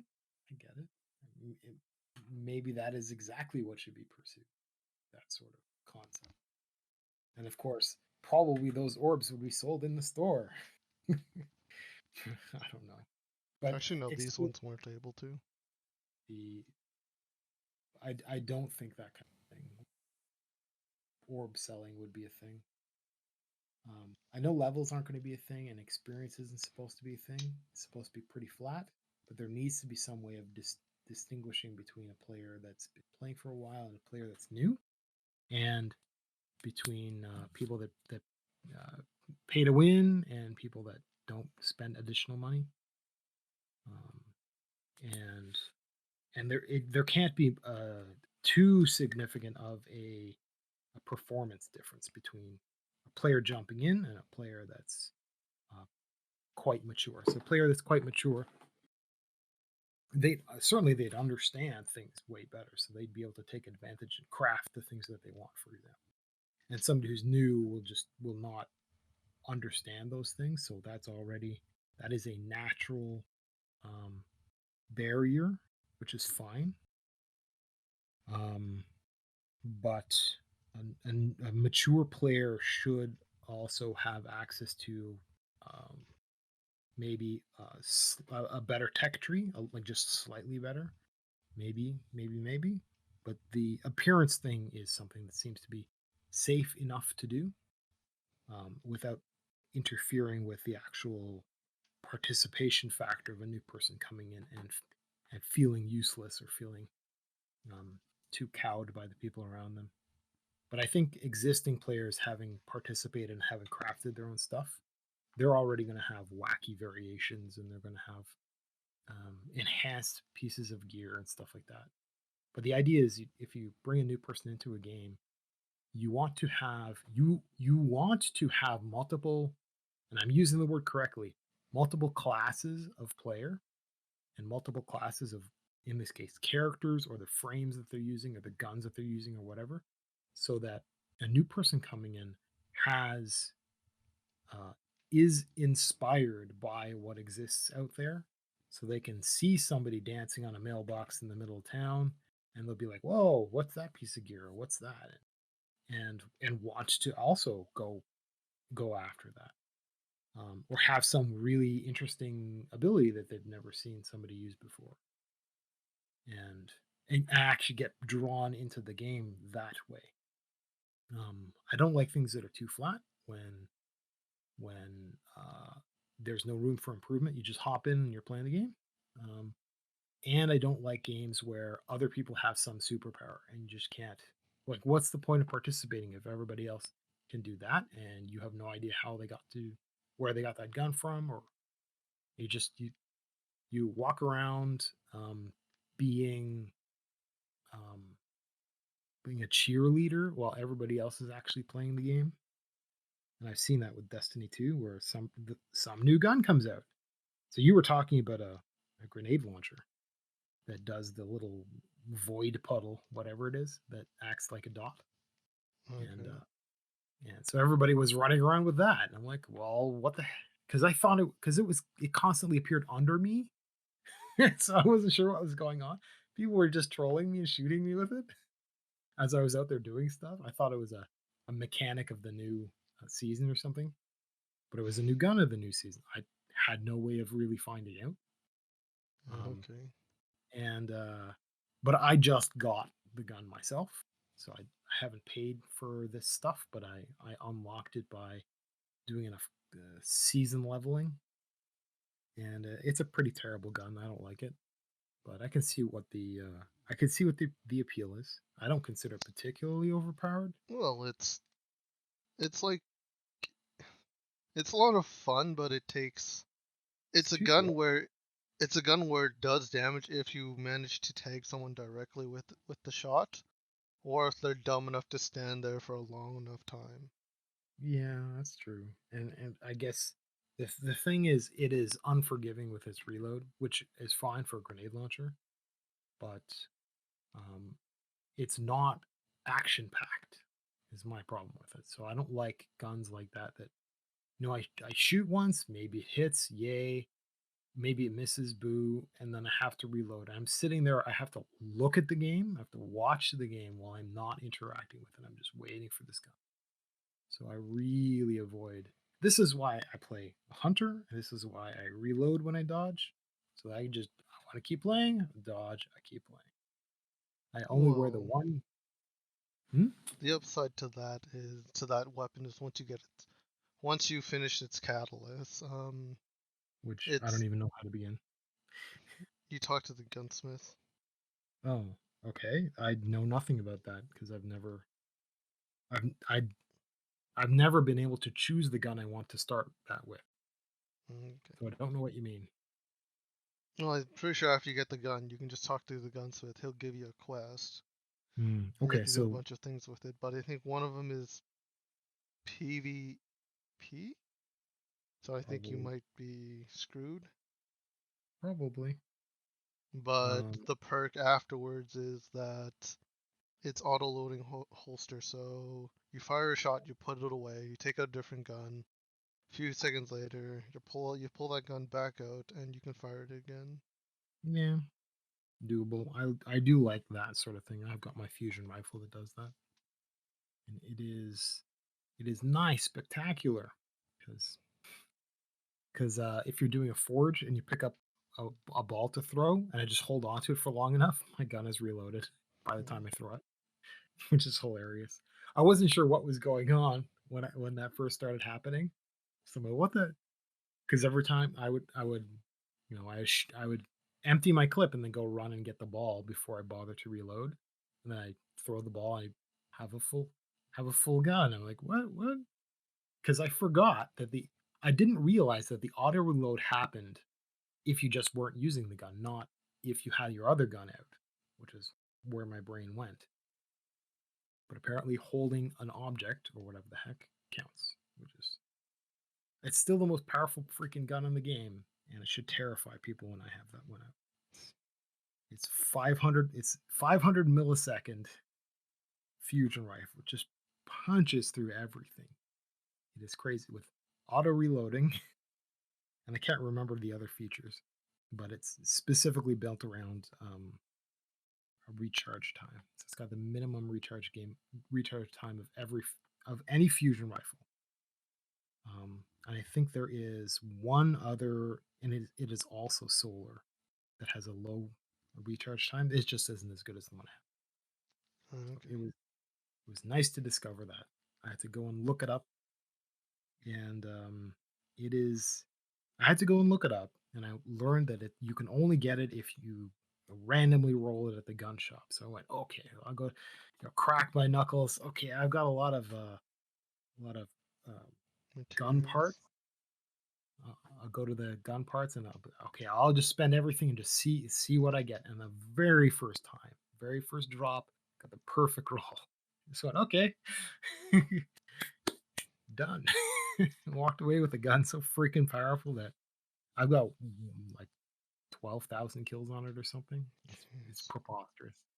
Yeah, so I'll walk through and I'll absolutely murder bosses with the damn thing because I'll blow 8 rounds and then dodge to reload, blow 8 rounds, dodge to reload, blow 7 rounds, 8, 16. I think I can only carry 17 shots or something. So Okay. make sure I've got energy finding and energy ammo finding gear on, and yeah, it's scary what I go through. And how is this break time? Because Yeah. this sounds like wait, so we'll be back in another 10. Okay, so what I was almost talking about during the break was so there's a lockdown, and it's different in different places, different countries, different regions, different cities, towns are managing things differently. And one of the places that got a little bit of popularity that I had heard about was so it got a little bit of news is it is a retirement area. So it's like a named space that essentially has what would the term be? An administration over a series of apartments, and I think it might be separate houses, but let's so it's not like one care home or anything like that. So it's kind of a community. And what they had started doing is encouraging an old fashioned pen pal campaign, and it got some attention. So here you have, I mean, the impression is, oh, lonely old people using pen and paper and traditional mail and blah blah. They must also use AM radios and this kind of thing. But I had been interested in something of the sort for some time now, AM radio as well, but specifically the pen paling thing was intriguing to be reminded of, and there were some interesting arguments about why something like that would be valuable. So one of the things is because of the lack of mobility, specifically because of people are in a compromised position, so they can't travel at all, and they're a challenged demographic, to put it mildly. And there's just a massive depression problem, right? So there's a lot of people who, if they can't go out and about, even if it's like to do some shopping or go and see friends or have family over or whatever the heck, um, there are now serious, and I mean serious, mental illnesses essentially. And so the idea of this pen pal thing was to connect people with other people in a way that is old timey, but is still tangible. And this is not writing emails, although that does exist. So um, this one uh, group of people kind of restarted this, but I went looking, and as it turns out, the pen pal thing just never went away. It's been around for a long time. And there are websites specializing in connecting people together. And it's just okay. So I've been on the regular internet all this time, but apparently there's this wholesome internet that's out there. And it's just really weird coming in out of the cold to see people being friendly. It's it's I don't it I'm unnerved. It's just an unnerving idea, like writing pen and paper to an 8-year-old somewhere. Just be like in internet land, that is, you don't do that. That's weird. Like you. play if you were to play a video game online and find out that somebody is young, like, you shouldn't talk, and but the pen paling thing, it's because it's filtered through, a connection system, because there's a trust network, um, but because, like, on the other end could be a parent or should be a parent, right? And maybe helping them read or whatever. Um, like I said, it's for some reason, it's just wholesome. Like, they don't I don't know. It's really weird. So I'm thinking of actually getting about having a pen pal or two and actually physically writing pen and paper. And it just sounds like a rather interesting thing to pursue. Um, and because I love writing pen and paper. So like I've talked about before, having this collection of notebooks of stuff. And even now I have to-do lists, and I note the things that I've accomplished in like a little pen diary. So I actually write with ink. It was a bit of an experiment because I damaged my hands, and this is one way of getting strength back and dexterity. And but I love writing, and so um, what's interesting is they were making a lot of arguments as to what happens when you write pen and paper. Is not only that you're taking your time, you're making something tangible. It takes a while for it to get to where it's going, days, and to come get responses, and you read a little bit more carefully, and it's a physical memento of it's an object, and you can actually send objects as well. So you can send a postcard, or you can send whatever other oddities, because often what comes up is like, hey, you're in, and it's some other country, some other place with some other culture, and so you can be like, whoa, like, what's it like over there? And you can send things that are um, tangible and foreign objects, whereas emails or just like social networking websites and something like that, it lets you connect with people, with foreigners, but they're they're like you. They're just text on the internet. Like something like Twitter is not really communicating with strangers and with foreigners, even though you are. It's communicating with other people that are using Twitter. Like, it's just more of you with some anonymity and toxicity thrown in there. And so it's a I don't know. I like the idea of a pen pal thing. So it's on my list of stuff to maybe consider, and maybe I'll get around to it. Maybe when I'm in like senior citizen, and I'm like, I want pen pals because I want remote friends like that, and maybe that's when I'll get into it. But hopefully sooner than that, so that I can just have more excuses to pen and paper. I like the idea. Um, but as I was saying, so the it's not diarying or journaling of sorts. It is so I have my number of accomplishments I want every day that I note, and maybe some to do items. Um, and I'm looking at it even right now. Is I keep a little notebook of the stuff that I want to, like. It's a record that makes something that I've accomplished real, and I've done it for so long that I have these little, I don't even know how to pronounce it, Moleskine notepads, that I actually have a little collection. And one of the things that I had learned to do, because I've actually talked about this in my own videos, where I've talked about the technique and how and what value it has of actually keeping a pen and paper. It's not even a specific record, but what it means to have something tangible that you've produced yourself. But it also lets me review last week and last month and theoretically last year, to get an idea of where you've been and how far you've come. And so I have these tiny little notepads, and it's really nice because let me see. I got four over there, and I'm almost through my fifth. And each one has like, I actually don't know how many sheets this has.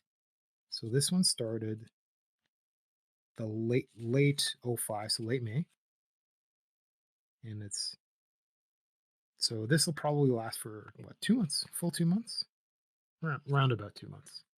So I mean that's already I'm looking at what I'll be 10 months in of doing this kind of thing. So that means I can actually, and I would never review more than, more than yesterday, last week, last month, and maybe last year. And so that's like a handful of entries every day that I'd read to get a reminder of what I've accomplished since then.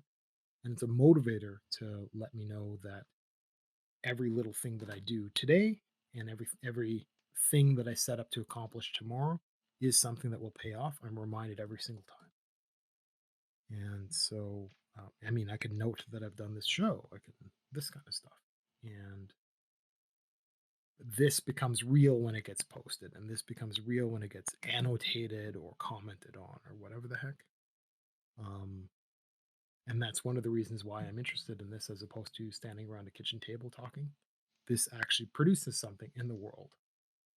Um, or it threatens to, I suppose, one day. Yeah, that's good to hear.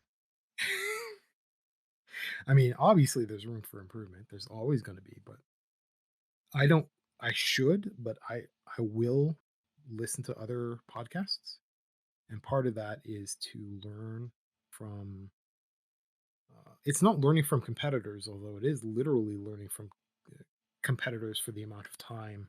Like a listener to some show I like might also I would compete for that person's time as well if I were to also say stuff that I would find interesting. So um, theoretically, theoretically speaking, everybody, um, theoretically speaking, I want to steal listeners away from other podcasts if those other podcasts are much like me, which hopefully Fine. doesn't exist, right?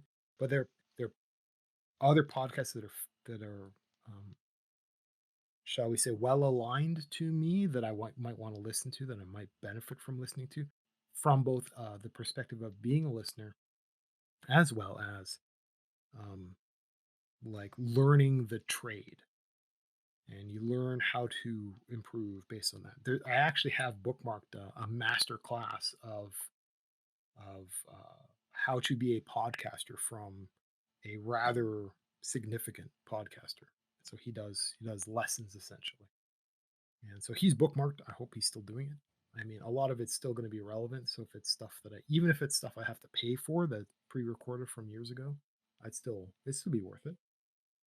I'm trying to think of his name, something Carrera. Hmm. No But idea. yeah, well, you probably shouldn't.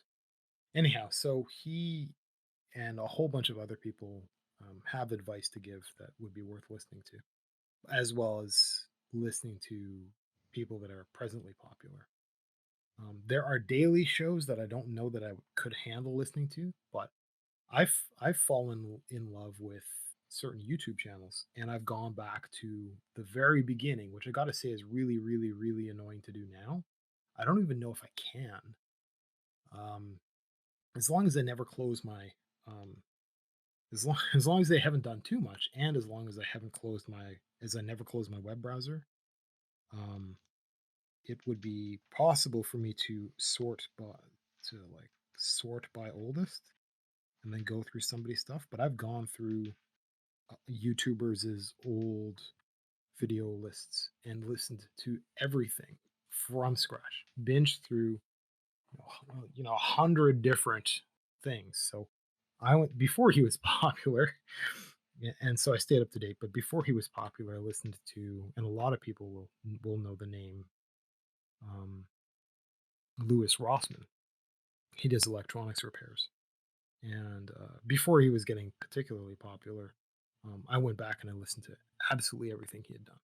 So he had some random like black and white advice stuff, and some of his early awkward like bad equipment when he was just figuring stuff out. And so I got to kind of go back in time and grow up with him, as well as stay with him while he was getting more and more popular. I concluded watching everything, and it's partly to develop a new skill set, but because he was doing a lot of business advice stuff, which I'm fascinated by, and a lot of life advice stuff that snuck in there, which is actually why a lot of people like listening to him. I don't think he's much like that anymore, which is one of the reasons why I just don't care. He made it big and he got new equipment and he went to a new store and all this kind of stuff, and it's like that's not the guy that I grew up listening to, so to speak. So I moved on. Um, and I know a lot of YouTubers are kind of like that, and a lot of like bands. A lot of bands are like that. They'll start off on melons. A lot of bands will start off kind of rough and interesting, and you can feel the potential, and then they get polished up, and they're just another turd like everything else. What are your And thoughts on melons? what melons? I actually tend to not like melons. I think people refrigerate them, which I can't stand. So there's that, and I don't know. I just don't. I mean, I don't like watermelons for sure. I think they're awful. But if it's like a honeydew melon or something like that, like a cantaloupe, does a cantaloupe count? Yeah, Um, then maybe. but the thing is, I like it, but like cantaloupes come in units of one cantaloupe, so and I can't eat all that, and eventually you have to put it in the fridge, which I hate. So if I can share it, if I can have it kind of fresh, I can share it. Can you like sit them out and let them warm up before you eat them? Probably Yes, could. they're Yeah, slightly better chilled, but I mean, I like it when they're firm, but I don't like it when they're cold. For the same reason, I'm not going to bite ice cream.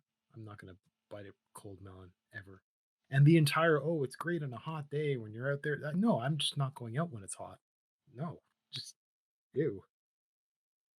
Like that's never going to happen. So no. What a weird question. Now you know. Um, and I can't remember what I was talking about, but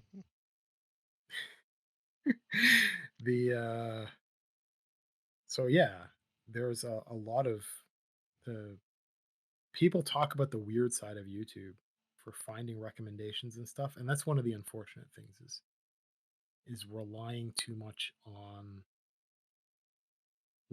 too much on the recommendations that are given via the quote unquote automated recommendations list on the right hand side. It's very different now from what it used to be. Now it's all echo chamber stuff, and whatever is promoted from YouTube is curated from them. It used to be quite random, related to titles, related to channels. It was really interesting because you could. I did it for music, and it really pushed me towards interesting variations on what I was listening to. It was really great stuff. But now, I mean, I listen whenever a YouTuber that I like mentions somebody else. I will go find that other person. I will go pursue that other direction.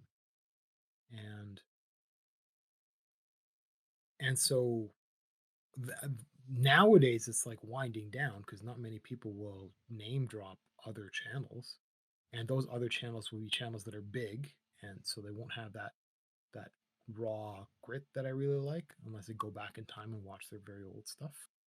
And too many, especially YouTubers, too many of them are just recycled news anchors. They're just commentators on whatever events that are happening. I don't care about events of the day. Um, I want to hear about life, or I want to hear about things. I want to know stuff. Um, and there's some interesting channels on like how to read body language, or you know, uh, just or anything right now. Okay, so I'm trying to learn about gardening because I want to do the gardening thing, and um, there's a lot of really great advice for like. I found a Canadian Peony Association, and peony is a specific kind of flower.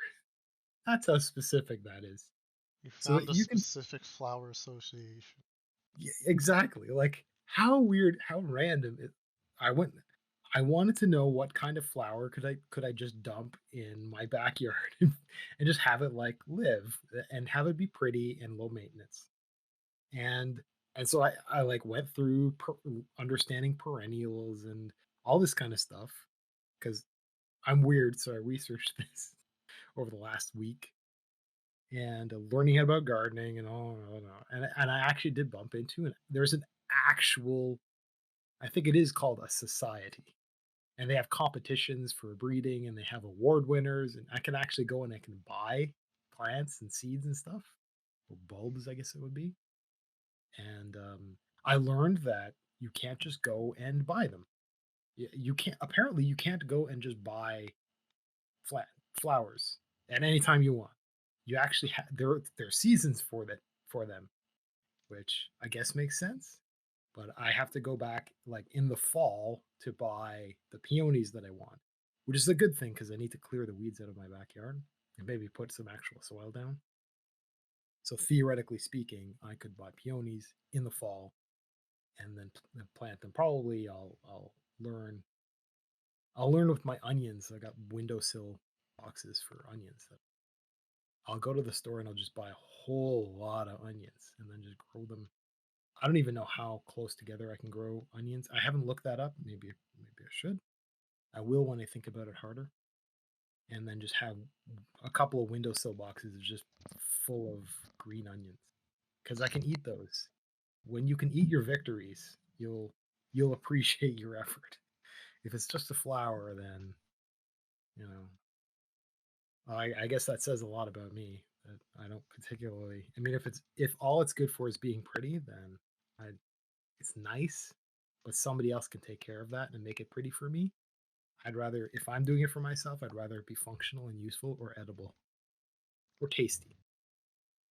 That is not good relationship advice, but it's good for plants. Um, Tasty.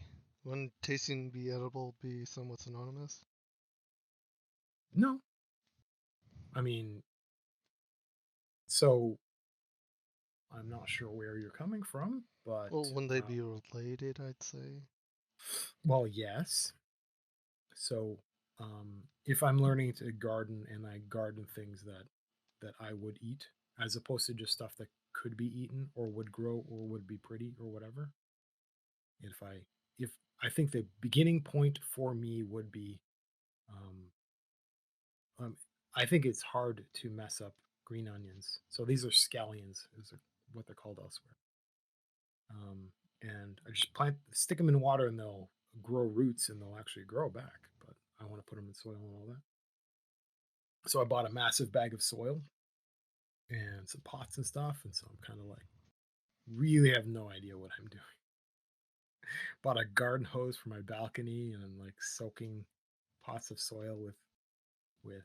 Speaking of which, when Um, was the last time you did that? I do it every few days. Oh, I actually know I'm not doing it often enough. Maybe I should look that up, but everything's kind of growing pretty well. it doesn't seem Basically, dead. It's good. hmm? It doesn't seem dead. It's good. Well, they don't. I would say I think what happens when these get dry is so it has the stalks are like tubes that grow up into and they have points. But if the tube bends under its own weight, I think that's because it's a little bit dry.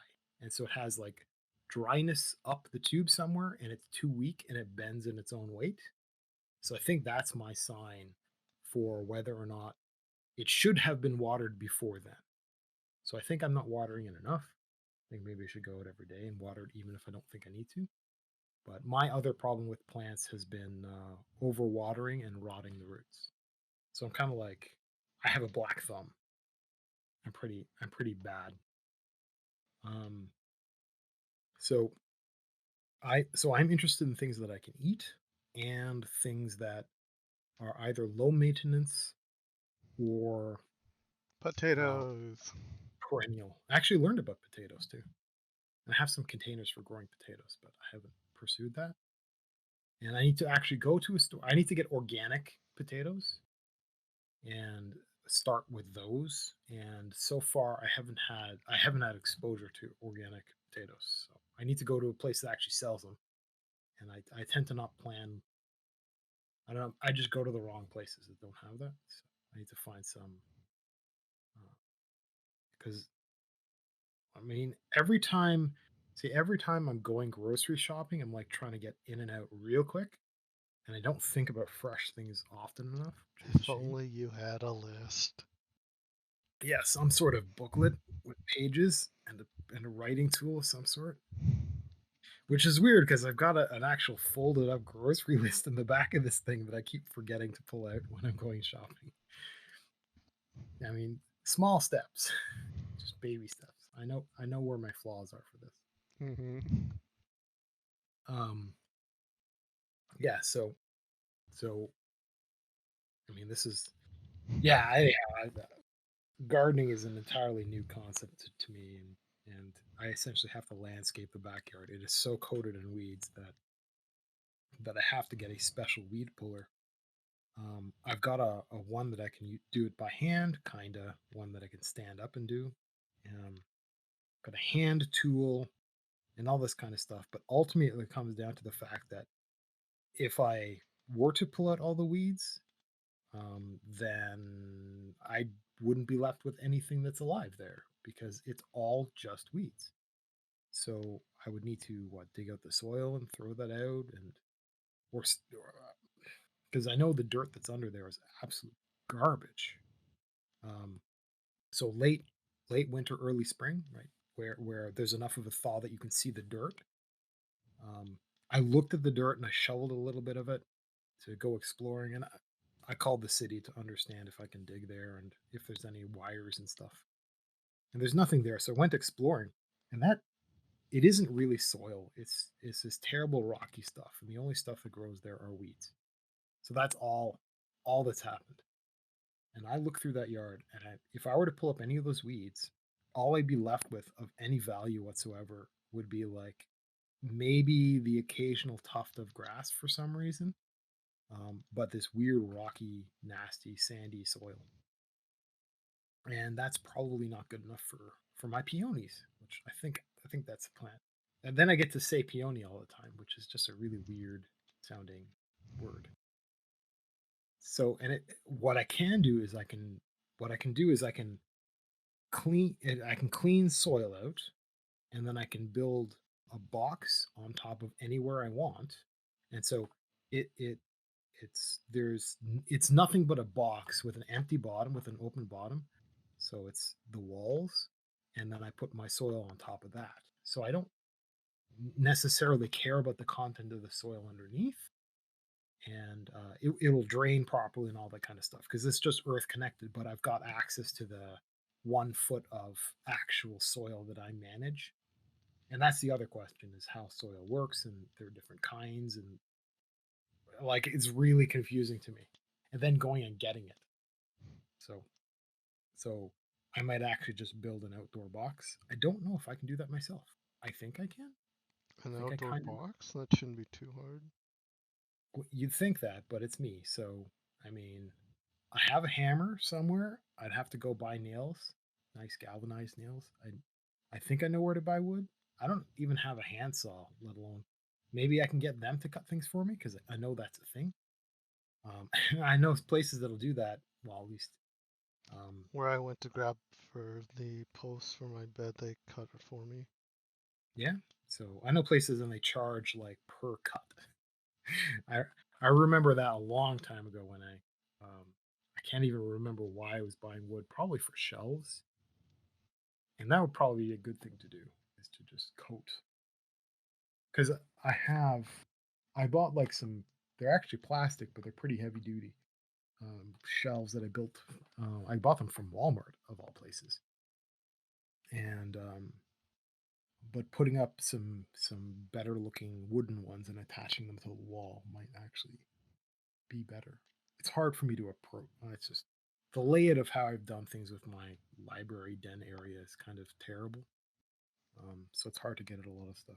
So going and getting wood and getting it cut and building my own boxes. But when you do the outdoor boxes, there's also a liner that gets put in, and So I need to learn about this kind of stuff. But you see all these YouTube channels, and they've got it's like miracles of what these guys can do, all this stuff that I don't understand. And but they give video after video of advice. So I kind of want to do that, but the first thing I want to do is I want to have an incredibly lush working balcony garden of some sort without spending too much money. Because I found a place called Lee Valley. So for listeners, we're in Canada. So I went specifically looking for a Canadian owned company that ships from Canada, obviously. So, and especially when you're working with, if ever you're working with plants, so my peonies, if I wanted to get stuff, because I was also looking at things like tulips and other such things, getting stuff across borders is either a no or challenging. So there's some paperwork involved with that. Not necessarily that you have to do, but somebody has to do. So there are usually costs attached to that, and there are things that really are just blanket banned from coming into your country for protectionist reasons because not all life belongs in all areas. So some things are regionally locked, like like like DVDs back in the day. You have flower region locking.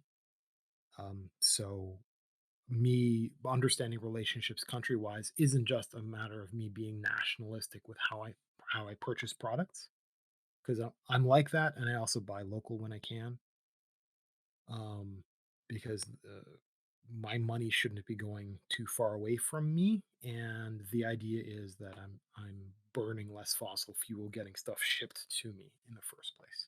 So I found like local places that actually grow. They have the greenhouses are local, so I'll actually physically have them grown here. So it's just way less distance than getting something specialty shipped up from the United States, and the cost may be exactly the same. And even if it were cheaper getting it from someplace else, I'd rather get it locally. Um, and but I looked into that and they're closed. So they're like, "Hey, we're done for the season. We're done for this growing season."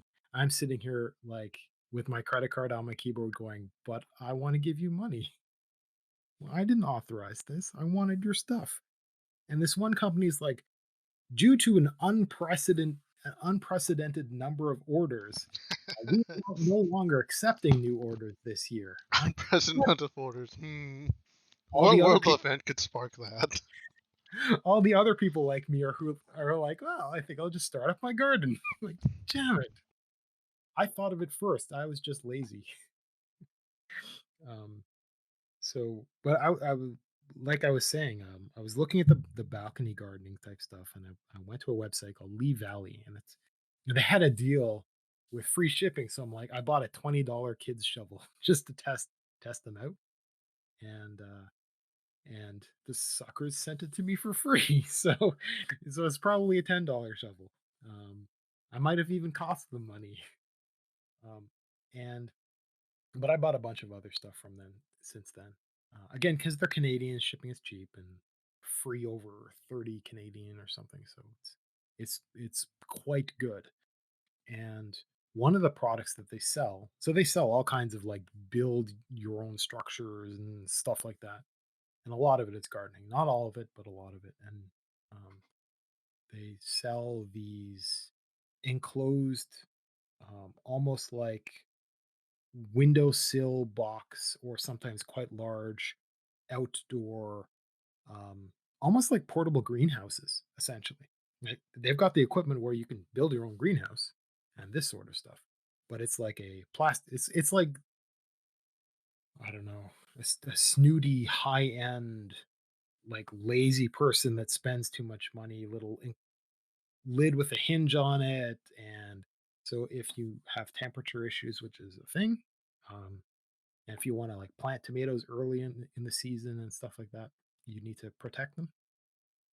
So this is kind of like that, and it's perfect for a balcony, and even has little stands, and it's like, oh, it also sells a little stand for like $150. So it's like, no, I'll find a crate to put that on, or I'll bend, or whatever the heck. Um, and I mean, that's more stuff that I could probably build myself, or I mean, I've got an old. I like a lot of what's available commercially. You don't need it all because you can just buy the liners and make the box yourself. And as long as the liner is good and the wood is not toxic, in case you got a leak problem or something like that, then it doesn't really matter. But I have to be careful because I am eating. If I'm thinking about working food, so if I'm thinking about um, onions, or if I'm thinking about potatoes, or these are the common ones.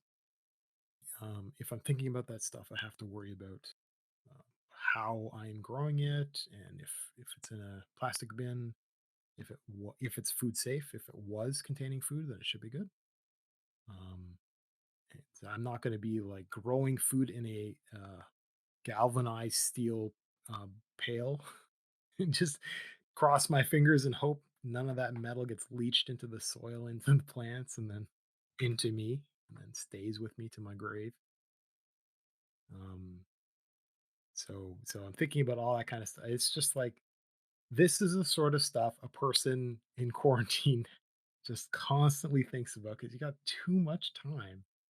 So imagine working from home and now your travel time is gone. That alone is life changing for a lot of people. So it's like, wow, what do I do with my extra 1 hour a day? I think I'll catch up on the that show that I was watching. And then you just get bored of that stuff because you binge and you're finishing. You finish it up and you're out of stuff. And oh, maybe you'll go after my Steam games, and you look at your library and it's like, yeah. Or you just play too many bad games and get burnt out. And sooner or later, I went through all that kind of stuff, and sooner or later, I kind of settled down with, you know, the Americans are really demonstrating how a damaged supply line can actually harm grocery stores directly. And even though things like I don't know, do you know if things are still pretty bad in the United States in a lot of places, or if it's still small Well, town? for what? For like the runs on food, I remember grocery. I actually saw I kept the video even of this one woman. She was filming walking around a grocery store that got raided, and it was just everything. The things that weren't stolen outright were wrecked, or were thrown on the ground, or outside in the parking lot. It was awful. Like, do you Not to know? my knowledge. So I know in Canada, it's we never had a problem. Like, by the way, we're Canadians, so we don't act in these ways. It's totally alien. And the idea of having a run on stores, it kind of happened. We had some places where they're like, well, you should only buy this many loaves of bread. I'm like, well, why would I want to buy 5 loaves of bread? It's just, I'm fine. I'll buy two. I mean, just in case, right? Um, and I think I went grocery shopping, and I make really great date scores, which is an instructional video that you and I should probably make one of these days. And and so I was buying butter for it, and I remember going to the checkout, and she's like, "Do we have a limit on butter?" It's the weirdest thing for me to go, what?"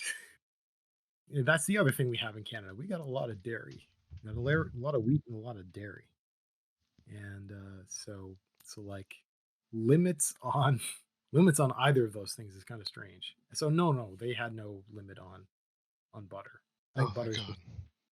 butter's too expensive for people to just buy a lot of. Even it lasts a long time, um, even unrefrigerated. Which I mean, butter technically doesn't need refrigeration. I have left butter out for long enough that it has gone off, and so I know what that is like. It was still edible, and I still ate it because I don't know, I'm like that. Um, but it tasted bad. so so it has a shelf life, but it has a shelf life outside of a fridge. I don't recommend it. Inside of, and you can freeze it too. So throw it in the freezer for forever, as far as I know, and in the fridge for a very long time. But if you're baking, you need to pull it out of the fridge, leave it minimum overnight, but a couple of days. Make sure it's soft all the way if you're going to be working with it. In my case, man, I could talk about date squares. Okay. So, in my case for date squares, you are using hopefully a hand mixer, like a hand blender thing, uh, to uh, to whip the butter. And it isn't like you're taking the butter and you're mixing it with a bunch of ingredients. You're actually taking the butter and you're fluffing it, and you're fluffing it and then folding sugar in with it as after the fact. So it's not just so you have to use nice warm butter, not warmed like microwave warmed or anything, but room temperature butter that you can whip up. And what's weird is I'm not enough of a snob to know to have experimented with things because the ingredients are actually once you get down to it, the butter is the expensive ingredient, um, and everything else is quite inexpensive, which is one of the reasons I like date squares. It's cheap, not very many ingredients, it's hard to screw up, but the butter whipping thing, I'm not sure if I can avoid. So I'm not sure if I can take like refrigerated butter and then microwave it and just be like, well, it's butter in a slightly different phase.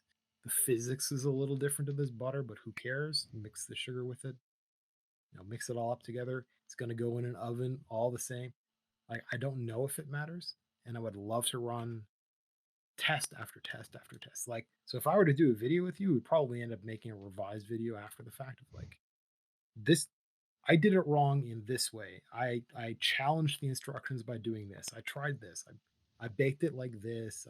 And just and half of those, probably most of those, would be doing things a little different and then just ruining it. So I'd take like, well, let's pull. What would happen if we pulled butter out of the freezer and microwaved it until it was like liquid buttery syrup, and It would just just use be that? liquid buttery syrup. Like, how would everything make? What You're would be just like what? accelerating its state. I could tell you right then and there. You're just accelerating its state. But, but that's the thing. I don't know that for sure. Maybe that would be an awful, terrible thing to do. And like That's like maybe like that's putting like an cooking. ice cube on a frying pan just to find out what happens. Right. Okay. You would think that that wouldn't matter. Like that's if that's your example, you would think that wouldn't matter. But like as a start, you don't heat up a pan without something in it, right? If it were a certain kind of heat and you were throwing an ice cube at it, that's really not good for the pan. Like all these other really weird things that you might learn. And there's a we would boil and jump around as a start, which might be weird. But you're right. It's like it's the same, and you can throw up your hands and say, well, obviously, Well, but until you obviously. actually do it, the thing is, if it goes in the microwave, it might be cooking and it might be separating in a different way, right? So that's one thing because butter is still has essentially a package of ingredients with it, and it might separate, and that may or may not be a problem. I don't know because I'm taking that and I'm mixing it with all kinds of stuff. Who cares if it separates into like? Because I have ghee, which is it's a clarified butter, and it's part of the process is heating and filtering it, and you filter out some of it and you don't use it, and the rest is called ghee, and it's amazing because it's got a very low smoke point. It's really, really tasty. So butter has a certain taste, and different butters have different tastes. But ghee has a distinctively nutty taste, and that nutty taste just kind of comes out of nowhere. And ghee is the stuff that will be used in like it will be brushed on Indian bread when it's being cooked and stuff like that. So a lot of people will be reminded of that kind of food. So it's so ghee is I think that might actually be Hindi word. Um, so I have that. So I mean, if you were to heat butter, you might get an effect like that. It might make some of it go a little nutty, and that flavor might stay, and you just don't know. And I would love to find out and see what would happen with the finished product. Maybe that would happen. Maybe it would change the flavor. Maybe that would be a great flavor, Maybe that would be a terrible flavor. Maybe you could never tell the difference. Maybe you could smell the difference but not taste it. Like that's science, yo, and just go through and figure it all out. I mean, I love to do that as well as all these other little experiments on um, different kinds of pans to use and different kinds of yeah. I'd love to do that because it's and then just have one summary of the one 5-minute video of this is how you make date squares. These are the exact steps. Do not vary these. And then a separate video, which is these are all the variations we tried. So you don't have to. And just go through time after time and make a whole lot of mistakes on Flop. purpose. End of the week. Yeah. I am so done of this right now. The thing is, I would have to eat most of that. Date squares are better than breakfast cereal. And I should know. And I have binged on date squares. They're so good. They're so good, It's to and be they're way proud less of. money than eating a lot of other junk food. So yeah, that's one of my dreams. is, Jeez. is doing that. I've got a decent enough kitchen that it's totally doable. Um, I probably OCD people will hate that. No, my yeah, like it's hard to clean a kitchen, so I'd have to be a little bit careful about that. And but I have plenty of space, and the lighting is amazing and stuff like that. So I could totally pull that off. Um, so yeah, that is something that we can do if this ever. I mean, if you want to pre-record things one day, since we have quarantine time. I mean, theoretically speaking, right? Yeah, it'll last quite a while still. Um, a lot of things are winding back up in Canada, so um, calling this a quarantine is kind of like we're pretty much done with the idea of the quarantine. I'm sure there will be flare ups and people are going to push to panic and do the wrong thing. And I don't want to get into it here, but I do understand more of the science than most politicians do. And a lot of the reactions have been inappropriate and too generalized and and in the places that they should have been focused, they were not.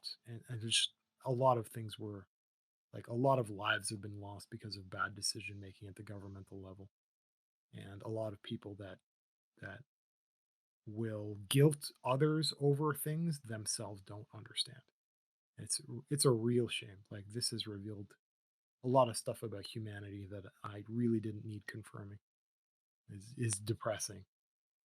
But Canada's starting to open up, which means more and more people are going to be out and about and doing stuff, which means that my ability to stay home and like pursue these sorts of things is going to become more and more limited as everything I want to do becomes possible again.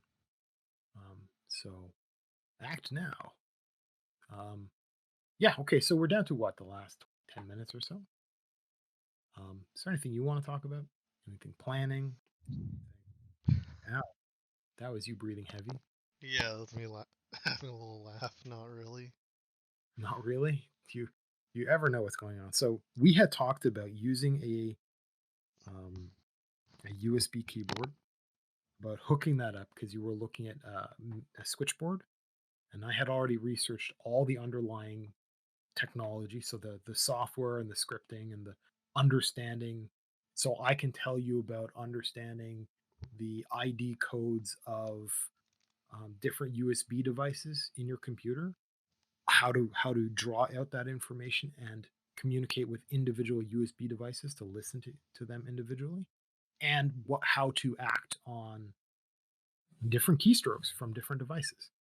Now, I don't want to develop the technology um, to be very complex. I know some really complex stuff is possible, so I'm not going to like hook it up to auto hotkey or something like that and figure that it's got its own programming language for some dumb reason. They should have just used Lua or something basic.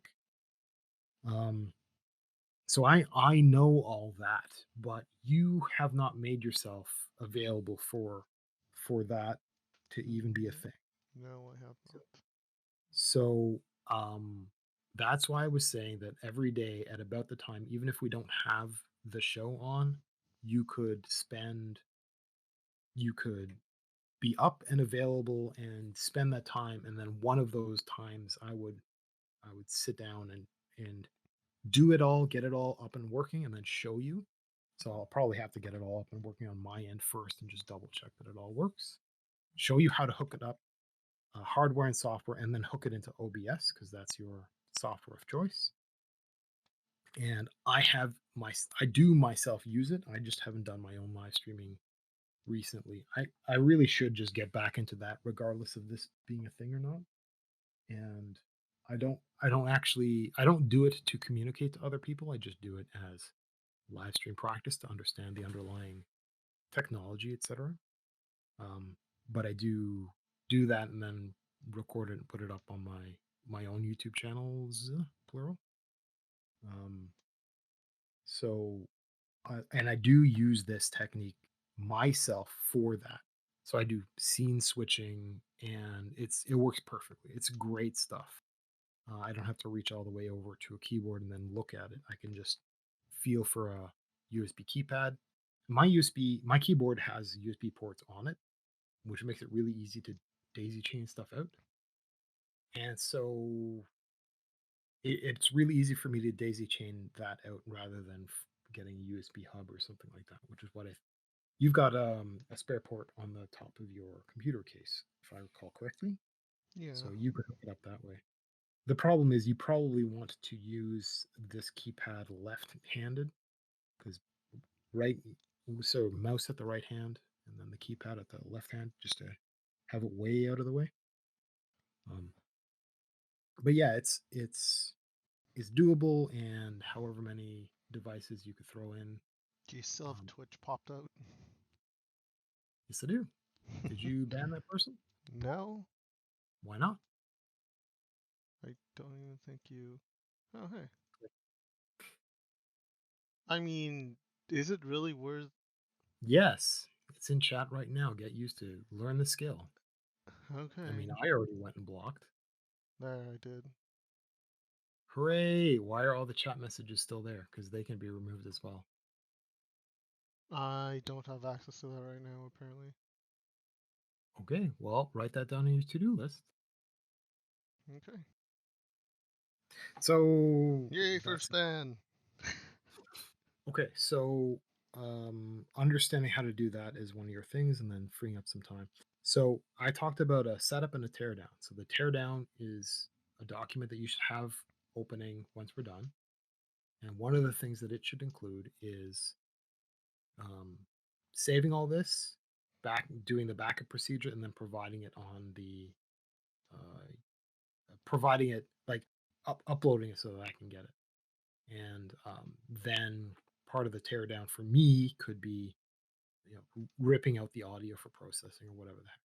So start your teardown process. Mine's probably going to be a lot easier than yours, but I have way more work than you ahead of me once all that stuff is up and running. So we're done. You're going to start your teardown then, yes? Yeah.